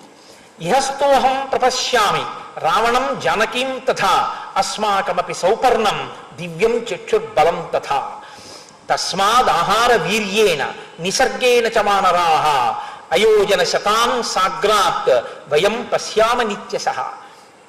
ఈ భూమికి 7 అంతరములు ఉన్నాయి ఆకాశానికి మధ్యలో. మొదటి అంతరంలో అసలు మొదటి అంతరం వరకు వెళ్లకుండా తమ కాళ్ళ దగ్గర ఉన్న పదార్థాన్ని తాముకు చిమ్ముకు తినేటటువంటి రెక్కలు ఉన్నవి కొన్ని ఉంటాయి, కోళ్ళు మొదలైనవి. అవి ఎగరలేవు, అవి తన కాళ్ళ దగ్గర దొరికిన దాన్ని చిమ్ముకు తింటుంది. ఇంకొకటి పావురం లాంటిది మొదటి అంతరంలో ఎగురుతుంది ధాన్యపు గింజలేరుకుని. కాకి లాంటిది పళ్ళు కాయలు తింటూ రెండో అంతరంలో ఎగురుతుంది. 3వ అంతరంలోకి వెళ్ళేటప్పుడు 2వ మార్గంలో నీటి కాకులు, ఈ క్రౌంచ పక్షులు, లకుముకి కాకులు 2వ అంతరంలో ఎగిరితే క్రౌంచ పక్షులు మొదలైనటువంటివి 3వ అంతరంలో లకుముకి పిట్టలు, నీటి కాకులు ఎగురుతాయి. 4వ అంతరంలో డేగలు ఎగురుతాయి. 5వ అంతరంలో గ్రద్దలు ఎగురుతాయి. 6వ అంతరంలో హంసలు ఎగురుతాయి. 7వ అంతరంలో చివరి అంతరంలో ఆకాశానికి దగ్గరగా ఒక్క వినతపుత్రులైనటువంటి వైనతేయులు మాత్రమే ఎగురుతారు. వాళ్ళకొక్కళ్ళకే అంత శక్తి. నేను వినతపుత్రులైనటువంటి అరుణుని యొక్క సంతానానికి చెందినవాణ్ణి కాబట్టి నేను 7 అంతరముల పైకి ఎగిరి చూడగలను, కానీ ఇప్పుడు ఎగరలేను. కానీ మాకు ఈశ్వరుడిచ్చినటువంటి ఒక గొప్ప శక్తి ఉంది. ఏమిటా శక్తి అంటే ఇహస్తోహం ప్రపశ్యామి, నేను ఇక్కడే కూర్చుని నా కన్ను ఇలా తిప్పి చూస్తే 100 యోజనముల అవతల ఉన్న అంతఃపుర ప్రాంగణంలో ఉన్న సీతమ్మ ఏడుస్తూ నాకు కనపడుతోంది. ఎందుకు అలా కనపడుతోంది? అస్మాకమపి సౌపర్ణం దివ్యం చక్షుర్బలం తథా, మా కంటి చూపుకి అంత శక్తిని ఈశ్వరుడిచ్చాడు. అందుకు కదండి గ్రద్ద అక్కడ ఎగురుతూ ఇక్కడ ఉన్న కోడి పిల్లని చూసొచ్చి తన్నేస్తుంది. మాకు కంటికి అంత బలం ఇచ్చాడు. ఈ బలం ఎక్కడి నుంచి వస్తుందో తెలుసా? తస్మాద్ ఆహార వీర్యేణ నిసర్గేణ చ వానరాః ఆయోజన శతాన్ సాగ్రాత్ వయం పశ్యామ నిత్యశః. మేము తిన్న ఆహారంలోంచి మా కంటికి అంత బలం వస్తుంది. అది ఈశ్వరుడు ఇచ్చినటువంటి కృప. మేమేది తింటున్నామో అదే ఇంకొకడు తిన్నా వాడి కంటికి ఆ బలం రాదు. ఒక్క మాకే వైనతేయులకే శక్తి. మేము తిన్న ఆహారంలోంచి ఇక్కడి నుంచి 100 యోజనముల అవతల వరకు చూడగలిగిన శక్తి మాకుంది. కాబట్టి సీతమ్మ అక్కడుంది. 100 యోజనముల సముద్రాన్ని దాటి వెళ్ళగలిగితే సముద్రం నేతుమిచ్చామి భవద్విర్వరుణాలయం ప్రదాస్యాం యుదకం భ్రాతు స్వర్గతస్య మహాత్మనః. మీరు ఈ 100 యోజనముల సముద్రాన్ని గడచి ఆవలి ఒడ్డుకి వెళ్ళి చూడగలిగితే మీకు సీతమ్మ దర్శనం అవుతుంది. కాబట్టి నా తమ్ముడైనటువంటి జటాయువుకి నేను జలతర్పణం చెయ్యాలి అని అనుకుంటున్నాను. మీరు వెళ్ళి సీతమ్మ జాడ కనిపెడుతురు, కానీ మీరు నన్ను తీసుకెళ్ళి ఆ సముద్రపు ఒడ్డుకి తీసుకెళితే నేను నా తమ్ముడికి జలతర్పణ చేస్తాను. ఎందుకని? స్వర్గతస్య మహాత్మనః, స్వర్గానికి వెళ్ళాడు కదా అంటే ఆ సంపాతిని తీసుకుని ఆ సముద్రపు ఒడ్డుకి వెళ్ళారు. ఆయన జలతర్పణ చేశాడు. జలతర్పణ చేసిన తరువాత తీసుకొచ్చి మళ్ళీ కూర్చోబెట్టారు. రెక్కలు లేవు కదా, ఆయన కదలలేడు, ఎగరలేడు, అందుకని కూర్చోబెట్టారు. కూర్చోబెట్టి వీళ్ళందరూ చుట్టూ చేరారు. ఎందుకని? ఇన్నాళ్ళకి సీతమ్మ జాడ చెప్పేవాడు ఒకడు దొరికాడు. మంచి కథలు చెప్పే తాతగారి చుట్టూ మనవలు పక్కింటి వాళ్ళు కూడా చేరుతూ ఉంటారు. అలా అందరూ చేరారు. తం మామేవం గతం పుత్ర సుపార్శ్వో నామనామతః ఆహారేణ యథాకాలం బిభర్తి పతతాం వరః తీక్ష్ణ కామాస్తు గంధర్వాః తీక్ష్ణ కోపా భుజంగమాః మృగాణాం తు భయం తీక్ష్ణం తతశ్రీ తీక్ష్ణక్షుధావయం. ఎంత గొప్పగా మాట్లాడతాడో ఆ సంపాతి అన్నాడు. గంధర్వులకి కామం ఎక్కువ, పావులకి కోపం ఎక్కువ. మృగములకు భయం ఎక్కువ, మాకు ఆకలి ఎక్కువ. మాకు అంటే పక్షులకు ఆకలి ఎక్కువ. కాబట్టి అసలే నేను పక్షిని, అందులో పెద్ద పక్షిని, నాకు చాలా ఆకలి. రెక్కలా లేవు కాబట్టి నేను ఆహారం తినడానికి ఎక్కడికి కదలలేను. కాబట్టి నా కుమారుడైనటువంటి సుపార్శ్వుడు ప్రతిరోజు నాకు ఆహారం పట్టుకొచ్చి పెట్టేవాడు, నేను తింటూ ఉండేవాడిని. ఒక రోజున నా కుమారుడు నాకు ఆహారం తీసుకురాలేదు. సాయంకాలం అయిపోయింది, నాకు విపరీతమైన ఆకలి. పైగా నా కుమారుడు రిక్తహస్తములతో వచ్చాడు. నేను చాలా క్రుద్ధుడనై మాట్లాడాను, నువ్వు ఎందుకు తేలేదు ఆహారం అని. అంటే ఆయన నాతో ఒక మాట చెప్పాడు, నాన్నగారు నేను మహేంద్రగిరి ద్వారం దగ్గరికి వెళ్ళి రెక్కలు అల్లార్చి కూర్చుని సముద్రంలోకి చూస్తున్నాను, సముద్రంలో ఉండేటటువంటి ప్రాణులను పట్టుకుని మీకు తీసుకొద్దామని. ఈలోగా ఒక మహాభూతం ఒకటి ఆకాశ మార్గంలో వస్తోంది. అది నీరు నిండిన మేఘంలా నల్లగా ఉంది. దాని ఒడిలో మెరుపు తీగ లాంటి ఒక ఆడది చాలా తత్తరపడుతూ శోకిస్తోంది. ఈ సముద్ర ప్రాణులు ఎందుకు ఆ నల్లమబ్బు లాంటి శరీరం ఉన్నటు వాణ్ణి పట్టుకొచ్చి మీకు ఆహారంగా సమర్పిద్దామని నేను నోరు తెరిచి కూర్చున్నాను. ఆ ప్రాణి, ఆ నల్లటి ఆకారం ఉన్న వ్యక్తి నా దగ్గరకు వచ్చి ఒక మాట అన్నాడు, అయ్యా దయచేసి నాకు దారి విడిచిపెట్టండి అని ఎంతో వినయంతో ప్రార్థించాడు. శత్రువు అయినా వినయంతో ప్రార్థించిన వాడిని విడిచిపెట్టాలి కదా. అందుకని నాన్నగారు నేను దారి విడిచిపెట్టేశాను. ఆ వ్యక్తి వెళ్ళిపోయాడు ఆవిడతో కలిసి. ఆ తర్వాత సిద్ధులు, చారణలు మొదలైన వారు నా దగ్గరికి వచ్చారు. నాయనా నువ్వు అదృష్టవంతుడివిరా, వాడు ఏ స్థితిలో ఉన్నాడో బ్రతిమాలి వినయంగా అడిగాడు. వాడి జీవితంలో వినయంగా అడగడం అన్నది ఉండదు. వాడు రావణుడు, సీతాపహరణం చేస్తున్నాడు. వాణ్ణి చూసి సమస్త భూతములు భయపడి పక్కకి తప్పుకున్నాయి. నువ్వు వాడికి ఎదురు పడినా వినయంగా అడిగితే దారి ఇచ్చావు కాబట్టి బతికిపోయావు, నువ్వు ఆయుష్మంతుడవు అన్నారు. కాబట్టి నాన్నగారు ఇవాళ ఆలస్యం అయిపోయింది, నేను మీకేమీ తేలేకపోయాను అని చెప్పాడు. కాబట్టి నా కొడుకు కూడా చూశాడు, సీతాపహరణం జరిగినప్పుడు రావణుడితో నా కొడుకు మాట్లాడాడు కూడా అని చెప్తూ, నేను చాలా కాలం క్రితం రెక్కలు కాలిపోయి ఒక పర్వత శిఖరం మీద పడిపోయానని మీతో చెప్పాను కదా. మీతో అంటే సంపాతి వానరులతో చెప్పిన దాని దగ్గరికి మీరు అనుసంధానం కండి. పడిపోయాను కదా, పడిపోయినప్పుడు నాకు తెలివి లేదు. అంటే మళ్ళీ వెనక్కి వెళ్ళాడు కథలో. వెళ్ళి 6 రోజుల పాటు స్పృహలేని స్థితిలో నేను ఆ బండ మీద అలా పడిపోయి ఉండిపోయాను. వింధ్యపర్వత శిఖరం మీద పడ్డాడు. ఎక్కడ పడిపోయాడో ఆయనకి తెలియదు. ఆ గాలివాలుకి వచ్చి పడిపోయినప్పుడు 6 రోజులు స్పృహ లేదు. నిజంగా చాలా గొప్పవాడండి. అంత పైనుంచి కింద పడి 6 రోజులు స్పృహ పోవడం ఏమిటి, అసలు మనిషి ఉండకూడదు కదా. 6 రోజుల తర్వాత నాకు స్పృహ వచ్చింది. అన్ని దిక్కుల వంక చూశాను, నేను ఎక్కడున్నాను అని ఆలోచించాను. నేను ఇప్పుడు వింధ్యపర్వతం యొక్క దక్షిణ ప్రాంతంలో పడిపోయాను అని నాకు ఆ ప్రాంతాన్ని బట్టి నేను తెలుసుకుని మెల్లగా శరీరాన్ని ఈడ్చుకుంటూ అక్కడే ఉన్నటువంటి నిశాకర మహర్షి యొక్క ఆశ్రమానికి వెళ్ళాను. నేను ఓపిక ఉన్న రోజులలో నేను, నా తమ్ముడైన జటాయువు మనుష్య రూపాలలో వెళ్ళి నిశాకర మహర్షికి నమస్కారం చేస్తుండేవాళ్ళం. ఆ మహర్షికి నేను తెలుసు. అందుకని మనశ్శాంతి కలుగుతుంది, సంతోషం కలుగుతుంది. అటువంటి మహర్షి దర్శనం చేస్తే మహాత్ముల దర్శనం ఎందుకు తినైపోతుందంటే అది కాపాడి తీరుతుంది. కాబట్టి నేను మహాత్ముల దర్శనం చేద్దామని మెల్లిగా శరీరాన్ని ఈడుస్తూ ఆ ఆశ్రమానికి చేరుకున్నాను. అది సురైరపి సుపూజితం, దేవతలు కూడా అక్కడికి వచ్చి పూజిస్తారు ఆయన్ని, అంత గొప్పవాడు. ఋషిర్ నిశాకరో నామ ఎస్మిన్ ఉగ్ర తపసాభవత్. ఆయన మహానుభావుడు, చాలా గొప్ప తపస్సు చేసినవాడు. ఎటువంటి తపస్సు, సామాన్యమైన తపస్సు కాదు. ఎస్మిన్ ఉగ్ర తపాభవత్, ఆయన చాలా ఉగ్రమైనటువంటి తపస్సు చేశాడు, అన్ని నియమాలు పాటించినటువంటి వాడు. 8 వర్ష సహస్రాణి తేనాస్మిన్ ఋషినా వినా వసతో మమ ధర్మజ్ఞాః స్వర్గతేతు నిశాకరే. నేను ఆయన్ని కలుసుకోవడానికి వెళ్ళిన తరువాత, రెక్కలు కాలిపోయిన తరువాత 8000 సంవత్సరములు ఆయన ఉన్నారు. ఉండి అబ్బా ఇంకెన్నాళ్ళు ఉంటాను లేవా ఈ శరీరంతో అని ఆయన శరీరాన్ని విడిచిపెట్టి స్వర్గలోకానికి వెళ్ళారు. నేను ఆ ఋషి దర్శనం కోసం వెళ్ళాను. అప్పుడు ఆయన స్నానానికి వెళ్ళారు, నేను వెళ్ళలేనుగా. అందుకని అక్కడే కూర్చున్నాను, ఆయన అటుగా వస్తారు కదా చూస్తారని. అథాపస్యం అదూరస్థం ఋషిం జలిత తేజసం కృతాభిషేకం దుర్ధర్షం ఉపావృత్తం ఉదంగుఖం. ఆయన ఉత్తర దిక్కుకు తిరిగినటువంటి వాడై స్నానం చేసి వస్తున్నటువంటి ఆ ఋషి అగ్ని శిఖ ఎలా ఉంటుందో అటువంటి తేజస్సుతో ఉన్నాడు. ఆ ఋషి నదీ స్నానం చేసి ఆశ్రమంలోకి వెడుతుంటే నది పాయకి ఆశ్రమానికి మధ్యలో ఉన్న దూరాన్ని ఆయన నడిచి వెడుతున్నప్పుడు తం వృక్షా శృమరా వ్యాఘ్రా సింహ నాగా సరీసృపా పరివార్యోపగచ్చంతి ధాతారం ప్రాణినో యథా.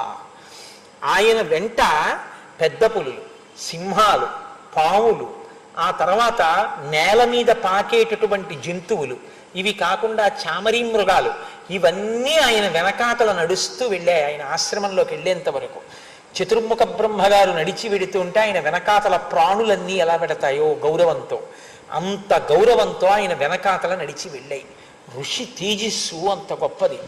ఋషి ఎక్కడుంటాడో ఆ బ్రహ్మ తేజస్సు ఉన్నటువంటి వారు ఉన్న చోట ప్రాణుల మధ్య కూడా సహజంగా పుట్టుక చేతనే జాతి వైరం ఉన్నటువంటి ప్రాణులు కూడా ఆ వైరాన్ని మర్చిపోతాయి. అందుకే మహానుభావుడు అగస్త్య మహర్షి యొక్క ఆశ్రమాన్ని వర్ణిస్తారు. కాశీపట్టణంలో ఎంత గొప్పగా వర్ణిస్తారో. పరస్పర వైరం ఉన్నటువంటి ప్రాణులన్నీ కూడా వైరాన్ని మరిచిపోయి సహజీవనం చేస్తుండేవి. భగవాన్ రమణులు ఆశ్రమంలో ఉన్న రోజుల్లో ఆ ప్రాణులు కూడా బ్రహ్మతేజస్సు కలిగిన వారిని అంతగా అభిమానించి అంత భక్తితో సేవిస్తాయి. ఎక్కడి నుంచో తీసుకొచ్చి ఇచ్చారండి ఒక ఆవుని రమణ మహర్షికి. ఇస్తే ఆయన దానికి మహాలక్ష్మి అని పేరు పెట్టుకున్నారు. ఆ ఆవు ప్రతిరోజు పలుపు విప్పగానే అది ఎంతమంది కూర్చుని ఉండనివ్వండి, ఆయన కూర్చునేటటువంటి ఒక గది ఉండేది. అందులోకి వచ్చి మహర్షికి ప్రదక్షిణం చేసి ఆయన పెట్టినటువంటి ఒక అరటిపండు తిని అని వెళ్ళిపోయేది. రోజు ప్రదక్షిణం చేసేది. అది ఒకానొకప్పుడు దానికి ఒక చిన్న ఆవుల్ని కట్టేటటువంటి గోశాల కట్టారు. దాని సంతతి ఎక్కువైపోయింది రమణ మహర్షి ఆశ్రమంలో. ఒకసారి ఆశ్రమానికి కానీ దేవాలయానికి కానీ ఇచ్చిన వాటి సంతతిని తిరిగి ఎక్కడికి ఇవ్వకూడదు, ఎందుకంటే అది ఈశ్వరుడి సొత్తు ఇంకా. కాబట్టి దాని సంతతి పెరిగిపోయింది ఆశ్రమంలో. పెరిగిపోతే అక్కడ ఒక పెద్ద పాక వేశారు. వేసి దీన్ని మొదట తీసుకెళ్ళి కడదామని తీసుకెళ్తున్నారు. ఇది కొత్తకి భయపడి లోపలికి వెళ్లకుండా ఒక్కసారి ఆ ముక్కు తాడు పట్టుకున్నారు. దానికి ఆ ముక్కు తాడుకి నలిగి రక్తం కారుతుండగా తప్పించుకొని పరిగెత్తకుంటూ రమణ మహర్షి దగ్గరికి వచ్చేసింది. వచ్చేస్తే లోపలికి వచ్చి పట్టుకుంటున్నారు. ఆయన అన్నారు, ఆగండి ఆగండి ఆగండి ఆగండి. ఎందుకు అలా పట్టుకుంటారు దాన్ని? అది ఏదో బాధపడుతోంది, ఏదో చెప్పాలనుకుంటోంది, ఆగండి అన్నారు.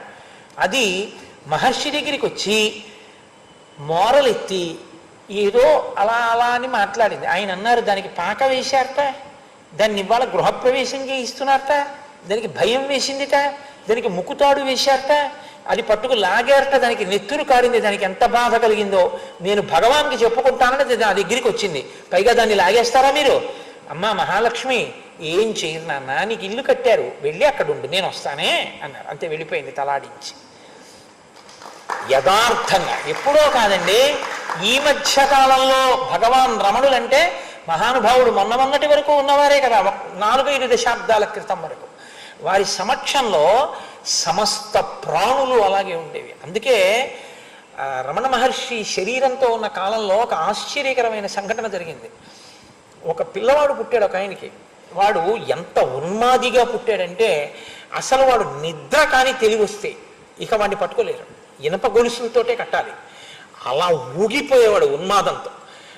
ఆయన ఐశ్వర్యవంతుడు, పాపం కొడుకు చంద్రబింబంలా ఉన్నాడు, ఇలా ఉంటున్నాడని ఆయన తీసుకెళ్ళని మహాత్ములు లేడు. ఆసేతు హిమాచల పర్యంతం ఎవరి దగ్గర లొంగలేదు. ఎవరో ఒక ఆయన అన్నాడు, రమణ మహర్షి ఆశ్రమానికి తీసుకెళ్ళండి అన్నారు. ఆయన్ని వాహనంలోంచి గొలుసులతో కట్టినట్టుగా కాళ్ళు చేతులు 10 మంది పట్టుకొని తీసుకెళ్ళారు.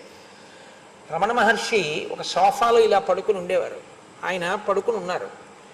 ఈ పిల్లవాడిని తీసుకెళ్లారు, అంతే. ఆయన ఇలా చూశారు, ఈ పిల్లవాడు ఆయన్ని చూశాడు, అంతే. ఇన్నాళ్ళు ఉన్మాదంతో ఉన్నవాడు ఒక్కసారి ప్రశాంత చిత్తుడై నేల మీద పడి భగవాన్కి నమస్కారం చేసి చక్కగా ప్రశాంతంగా అలా కూర్చున్నాడు, అంతే. ఆయన ఆ పిల్లాడితో మాట్లాడలేదు, పిల్లాడు ఆయనతో మాట్లాడలేదు, అంతే. మౌనంగా కూర్చుని ఉండిపోయేవారు. బ్రహ్మజ్ఞానులు బ్రహ్మజ్ఞానులే, వాళ్ళ వైభవం వాళ్ళ వైభవమే. వాళ్ళ కోసం ప్రాణులు అలా వెంపర్లాడతాయి. ఆయన, నేను మీకు నిశాకర మహర్షి గురించి వచ్చింది కాబట్టి మనవి చేస్తున్నాను. మహాలక్ష్మి ఆవు ప్రాణోత్క్రమణం అయిపోతుంటే అది ప్రాణం విడిచిపెట్టకపోతే బాధపడుతుంటే రమణ మహర్షి వెళ్ళారు.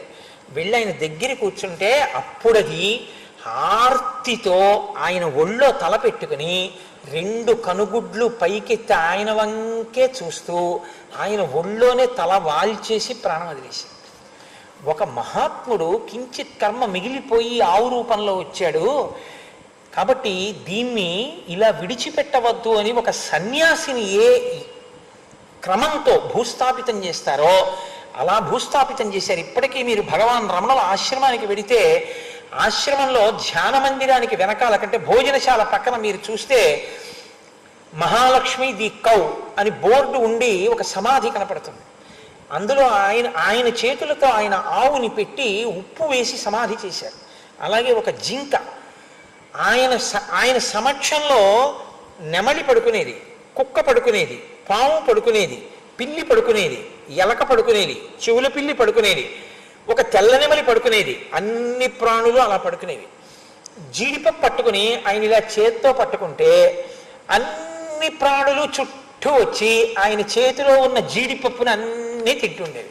తొందరపడకండే పెడతాను అని ఆయన దోసిటితో పట్టుకుంటే అన్ని ప్రాణులు ఒకదాని పట్ల ఒకటి వైరం కలిసి తినవు, గుర్రమంటాయి, అటువంటివి అన్నీ కలిసి తింటుండేవి. ఒకప్పుడు ఒక నెమలి మాత్రం ఏం చేసిందంటే ఆయన పట్టుకుంటే తొందరపడి గట్టిగా కొట్టింది, ఆయనకి రక్తం వచ్చింది. నీకు ఆర్తి ఎక్కువైపోయింది, ఇక నేను పెట్టను పో అన్నారు. దానికి ఎంతమంది జీడిపప్పు పెట్టినా తినలేదు, అది అలాగే నీరసపడిపోయి పడుకుంది. ఒకరోజు నేను పిలిచారు, ఏ బుద్ధి వచ్చిందా రా అన్నారు. అంతే, పరుగు పరుగున వచ్చి ఆయన చేతిలో జీడిపప్పు తింది. అన్ని ప్రాణులు ఏకకాలంలో ఆయన చుట్టూ లేళ్ళు, జింకలు అన్నీ తింటుండేవి. ఒక రోజున ఆయన జీడిపప్పు తిండి ఇవన్నీ వచ్చే తింటే ఆయన వారు జీడిపప్పు కోసం అన్ని చుట్టూ వచ్చి కూర్చుని జీడిపప్పు తిండి అన్నారు. ఆశ్రమంలో వాళ్ళు అన్నారు, ఇవాళ పాయసంలోకే ఉంది జీడిపప్పు, జీడిపప్పు లేదుటన్నారు. ఆయన అన్నారు, ఓహో మనకి జీడిపప్పు ఉంది, వాటికి జీడిపప్పు లేదనమాట. మనకి పాయసంలో జీడిపప్పు కావాలి, వాటికి అక్కర్లేదు. అవి ప్రాణులు కావు, మనమే ప్రాణులమే, వాటికి జీడిపప్పు వస్తుంది, అవి వాటికి, మీకు కాదు, మీ పాయసంలో కాదన్నారు. అంతే. ఒక ఆయన కారులో తీసుకొచ్చి ఫలానా సేటు గారు ఇమ్మన్నారండి బస్తా జీడిపప్పు బాదం పప్పు అని అక్కడ పెట్టేశాడు. ఇవి వాటికి, మీకు కాదు, రోజు వీటికే పెట్టండి అన్నారు. బ్రహ్మజ్ఞాని ఇది ఎక్కడో ఎప్పుడో అనుకోకండి మీరు. ఇప్పటికీ మహాత్ములు ఉన్నారు, వారి దగ్గర ప్రాణులు తమ వైరాన్ని మర్చిపోతాయి. ఇప్పటికీ రమణ మహర్షి ఆశ్రమంలో మీరు వెళ్ళి చూస్తే, మీరు చాలా మంది చూసే ఉంటారు నేను అనుకోవడం, ఎవరో కొద్ది మంది ఎవరైనా చూడని వాళ్ళు ఉన్నారేమో, కానీ చాలా మంది చూస్తుంటారు. ఉదయం వేళలో మీరు భగవాన్ రమణుల ఆశ్రమానికి వెళితే నెమళ్ళు క్రాంకణం చేస్తూ పురులు విప్పుతుంటాయి ఆ చెట్ల మీద, పైన, అన్ని చోట్ల. అనేక సందర్భాల్లో పావులు పాకి వెడుతుంటాయి, నెమలి పావుని చెనకదక్కడ, ఎప్పుడు ఏమీ చేయదు. రమణ మహర్షి శరీరాన్ని విడిచిపెట్టి దాదాపు 5 దశాబ్దాలు అయిపోతున్నా, 50 ఏళ్ళు అయిపోతున్నా, ఇప్పటికీ రమణ మహర్షి యొక్క ఆశ్రమంలో ఆ ప్రాణుల మధ్య ఉండేటటువంటి స్నేహభావం ఇప్పటికీ ఎలా ఉంది. నిశాకర మహర్షి వెంట ఈ ప్రాణులన్నీ బ్రహ్మగారి వెనకాతల ప్రాణులు వచ్చినట్టుగా వచ్చి ఆయన ఆశ్రమంలోకి వెళ్ళిపోయాయి అంటే మీరు ఎందుకు ఆశ్చర్యపోవాలి? భూతముల పట్ల ఆ భావనతో ఉండి అంతటా బ్రహ్మమునే చూడగలిగినటువంటి మహాపురుషుల పట్ల భూతములు కూడా అలాగే ప్రవర్తిస్తాయి.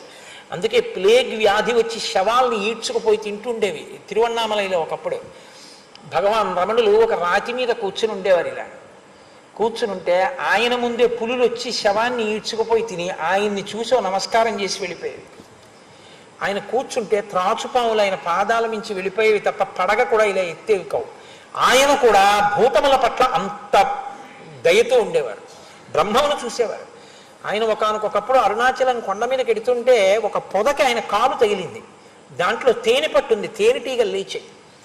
ఆయన వెంటనే, అయ్యయ్యో మీరు కష్టపడి కట్టుకున్న ఇల్లు నా కాలు తగిలి మీ గూడు చిదిరింది, మీకు బాధ కలిగింది, మీరు పొందిన బాధ నేను పొందితే తప్ప నా పాపం పోదు, మిమ్మల్ని నేను ఎంత ఖేద పెట్టానో ఇక్కడికి వచ్చి గూడు కట్టుకుని ఉన్నవాళ్ళని, కాబట్టి మీరు కరవండి అని ఆ కాలు ఎత్తి రాయి మీద పెట్టి నించున్నారు. తేనెటీగలన్నీ వచ్చి కాలు ఇక్కడి నుంచి పాదం వరకు పట్టేసి శుభ్రంగా కరిచేసి వదిలిపెట్టాయి. ఆయన కాలు ఎర్రగా అయిపోయి ఇంత లావున వాచిపోయింది. వాచిపోయిన తర్వాత వచ్చారు గుహలోకి. విరూపాక్ష గుహ అని ఇప్పటికీ ఉంది ఆయన ఉన్న గుహ. ఆ గుహ దగ్గరికి వస్తే ఆయన దగ్గర ఉండేవాడు కుంజుస్వామిని ఒక పరిచారికుడు. ఆయన చూసి అయ్యయ్యో భగవన్ ఏమిటిది అన్నారు. అంటే ఈ కాలు అనేవారు ఆయన. ఆయన ఎప్పుడు శరీరాన్ని వేరుగా చెప్పేవారు. ఇది అంటుండేవారు ఆయన.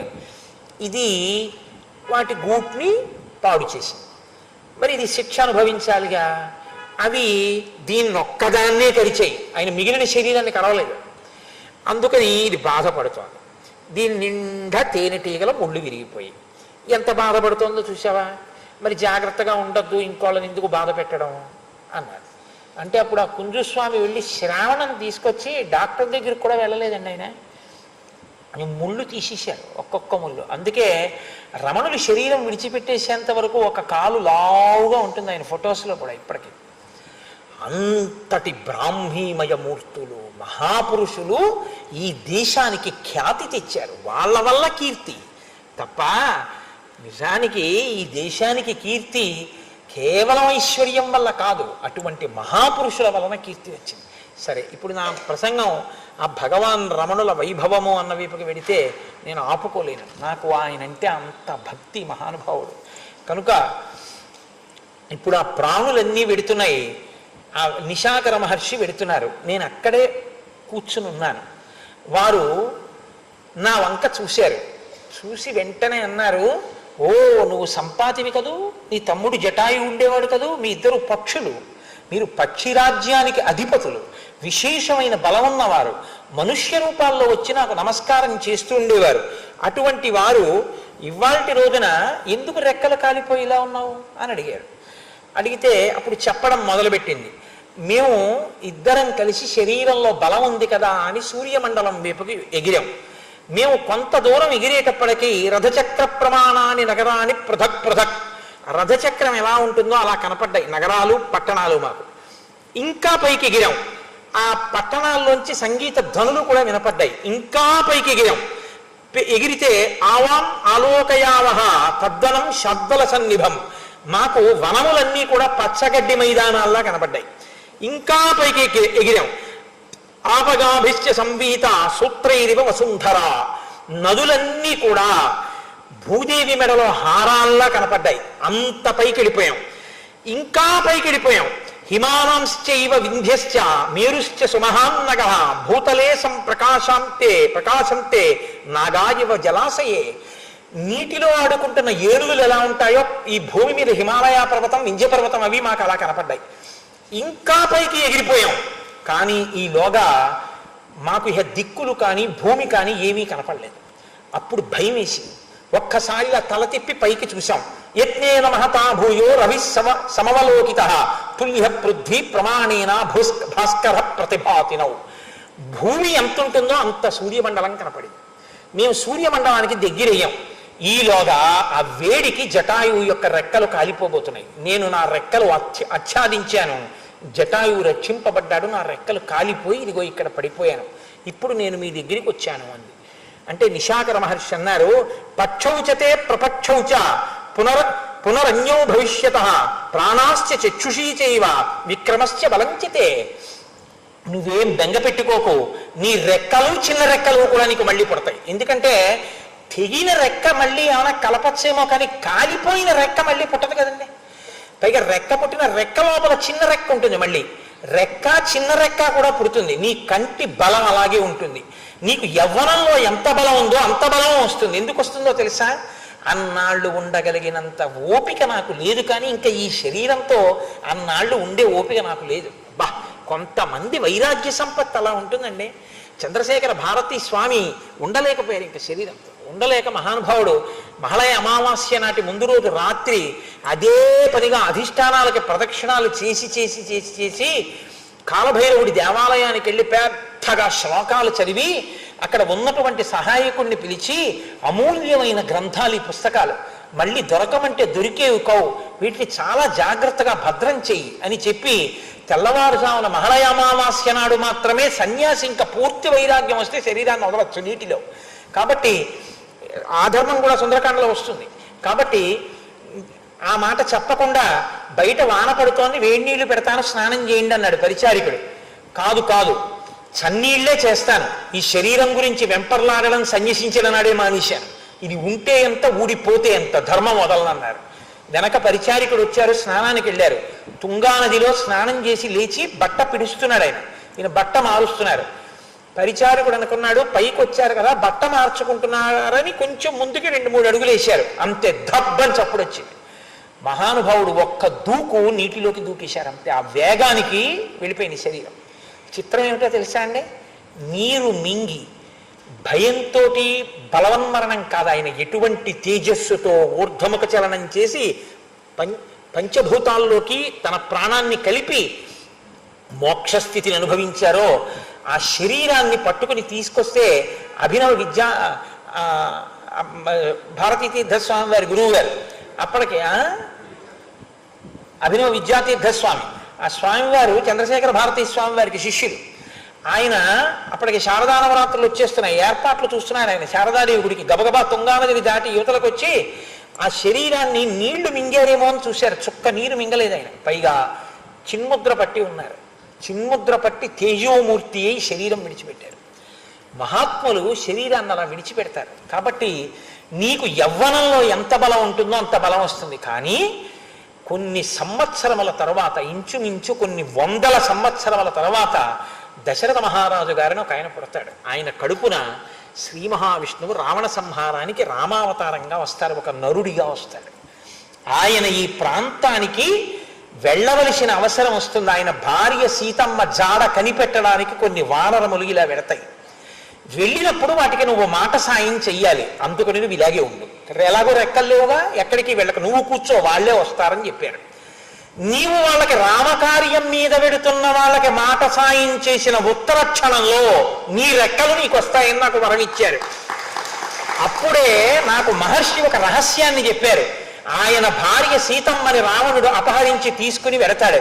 ఆ తల్లి రావణుడి ఇంట వండిన అన్నపు ముద్ద కూడా తినదు. అప్పుడు దేవేంద్రుడు పరమాన్నాన్ని పట్టుకెళ్ళి తల్లికి ఇస్తాడు.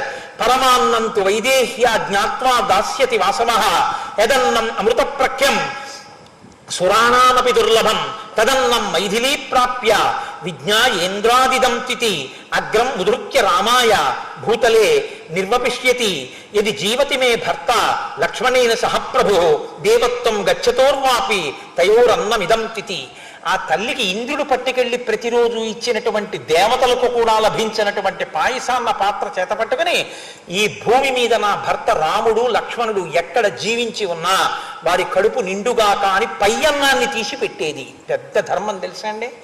పయ్యన్నాన్ని ఎప్పుడూ కూడా ఇంటి యజమానికి పెట్టాలి. సరే, ఎందుకు అన్న దాని గురించి ఇప్పుడు చెప్పడానికి ఇప్పుడు ఆ ప్రత్యుత్పత్తి క్రమం గురించి అంతా చెప్పడం అంటే కష్టం, కాబట్టి దాన్ని విడిచిపెట్టండి. పయ్యన్నం యజమానికి పెడుతుంటారు అందుకే. కాబట్టి పయ్యన్నాన్ని రామలక్ష్మణులకి పెట్టి ఒకవేళ వారు శరీరములను విడిచిపెట్టుంటే ఏ లోకములలో ఉన్నా ఈ అన్నము దక్కుగాక అని పెట్టి తినేది ఆవిడ. ముద్ద కట్టి కాదు, పయ్యన్నం తీసి కింద పెట్టి ఆవిడ తినేది. కాబట్టి ఇంద్రుడిచ్చిన పాయసంతో బతికిస్తుంది తప్ప ఆవిడ రావణుడి యొక్క రాజ్యంలో ఉండిన అన్నం కూడా తినదు.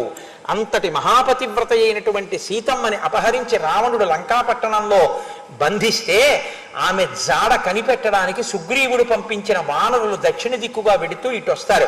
వాళ్ళకి నువ్వు మాట సాయం చెయ్యి అని నాతో ఆ రోజున చెప్పాడు. కాబట్టి నేను మీకు మాట సాయం చేశాను నాయన. ఆనాటి నుంచి ఎన్ని వేల సంవత్సరములో ఇలా పడున్నాను, మీరు వస్తారు మాట సాయం చేద్దామని. నా అదృష్టం ఇన్నాళ్ళకు వచ్చారు, మీకు మాట సాయం చేశాను అంది. రామాలయంలో ఒక్కసారి నీరాజనం ఇమ్మని చెప్పండి. తస్యత్వేవం బ్రువాణస్య సంపతే వానరై సహ ఉత్పేతతుస్తదా పక్షౌ సమక్షం వనచారిణాం. ఈ మాట చెప్పేటప్పటికీ సంపాతికి కొత్త రెక్కలు వచ్చేసాయి. ఒక్కసారి యవ్వనం వచ్చేసింది, అంతే. ఆనందపడిపోయి తన రెక్కలు చూసుకుని సంపాతి బయలుదేరి ఒక్కసారి ఆకాశంలోకి వినివీధిన ఎగిరిపోతూ సర్వధా క్రియతాం యత్న సీతామధిగమిష్యద పక్షలాభో మమాయం వహ సిద్ధి ప్రత్యయకారక. మీకు తప్పకుండా సీతమ్మ తల్లి దర్శనం అవుతుంది, ప్రయత్నం చెయ్యండి అని చెప్పి ఆ మహానుభావుడు ఆకాశంలోకి ఎగిరిపోయాడు. రామ కథాబలం ఎంత గొప్పదో ముందు చెప్పారు.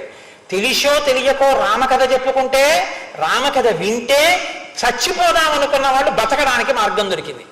తెలిసో తెలియకో రామకార్యం మీద వెళ్ళిపోతున్న వాళ్ళకి మాట సాయం చేస్తే కాలిపోయిన రెక్కలు వచ్చాయి. ఇది రామ కథాబలం. రామ కార్యం మీద ఉన్న వాళ్ళకి, రామ కార్యానికి చిన్న సాయం చేసిన వాళ్ళకి రామచంద్రమూర్తి ఇచ్చేటటువంటి అత్యద్భుతమైన శక్తి. అందుకే రామకార్యంలో ఎప్పుడూ కూడా మీరు ఈ సాయం చెయ్యొద్దని అనకూడదు అని, మీరు ఇది చెయ్యొద్దు అని ఎవరిని అనకూడదు. ఎందుకో తెలుసా అండి, రామకార్యంలో ప్రతి వాళ్ళు ఉడత ఇసుక రేణువుని వేసినట్టు ప్రతి వాళ్ళు ఏదో ఒక సాయం చెయ్యాలి. పల్లకి పట్టుకోవాలి, శ్రీరామ, అందుకే రామకోట రాయిస్తారు. కనీసంలో కనీసం రామకోట రాసో కాగితం ఇవ్వాలి.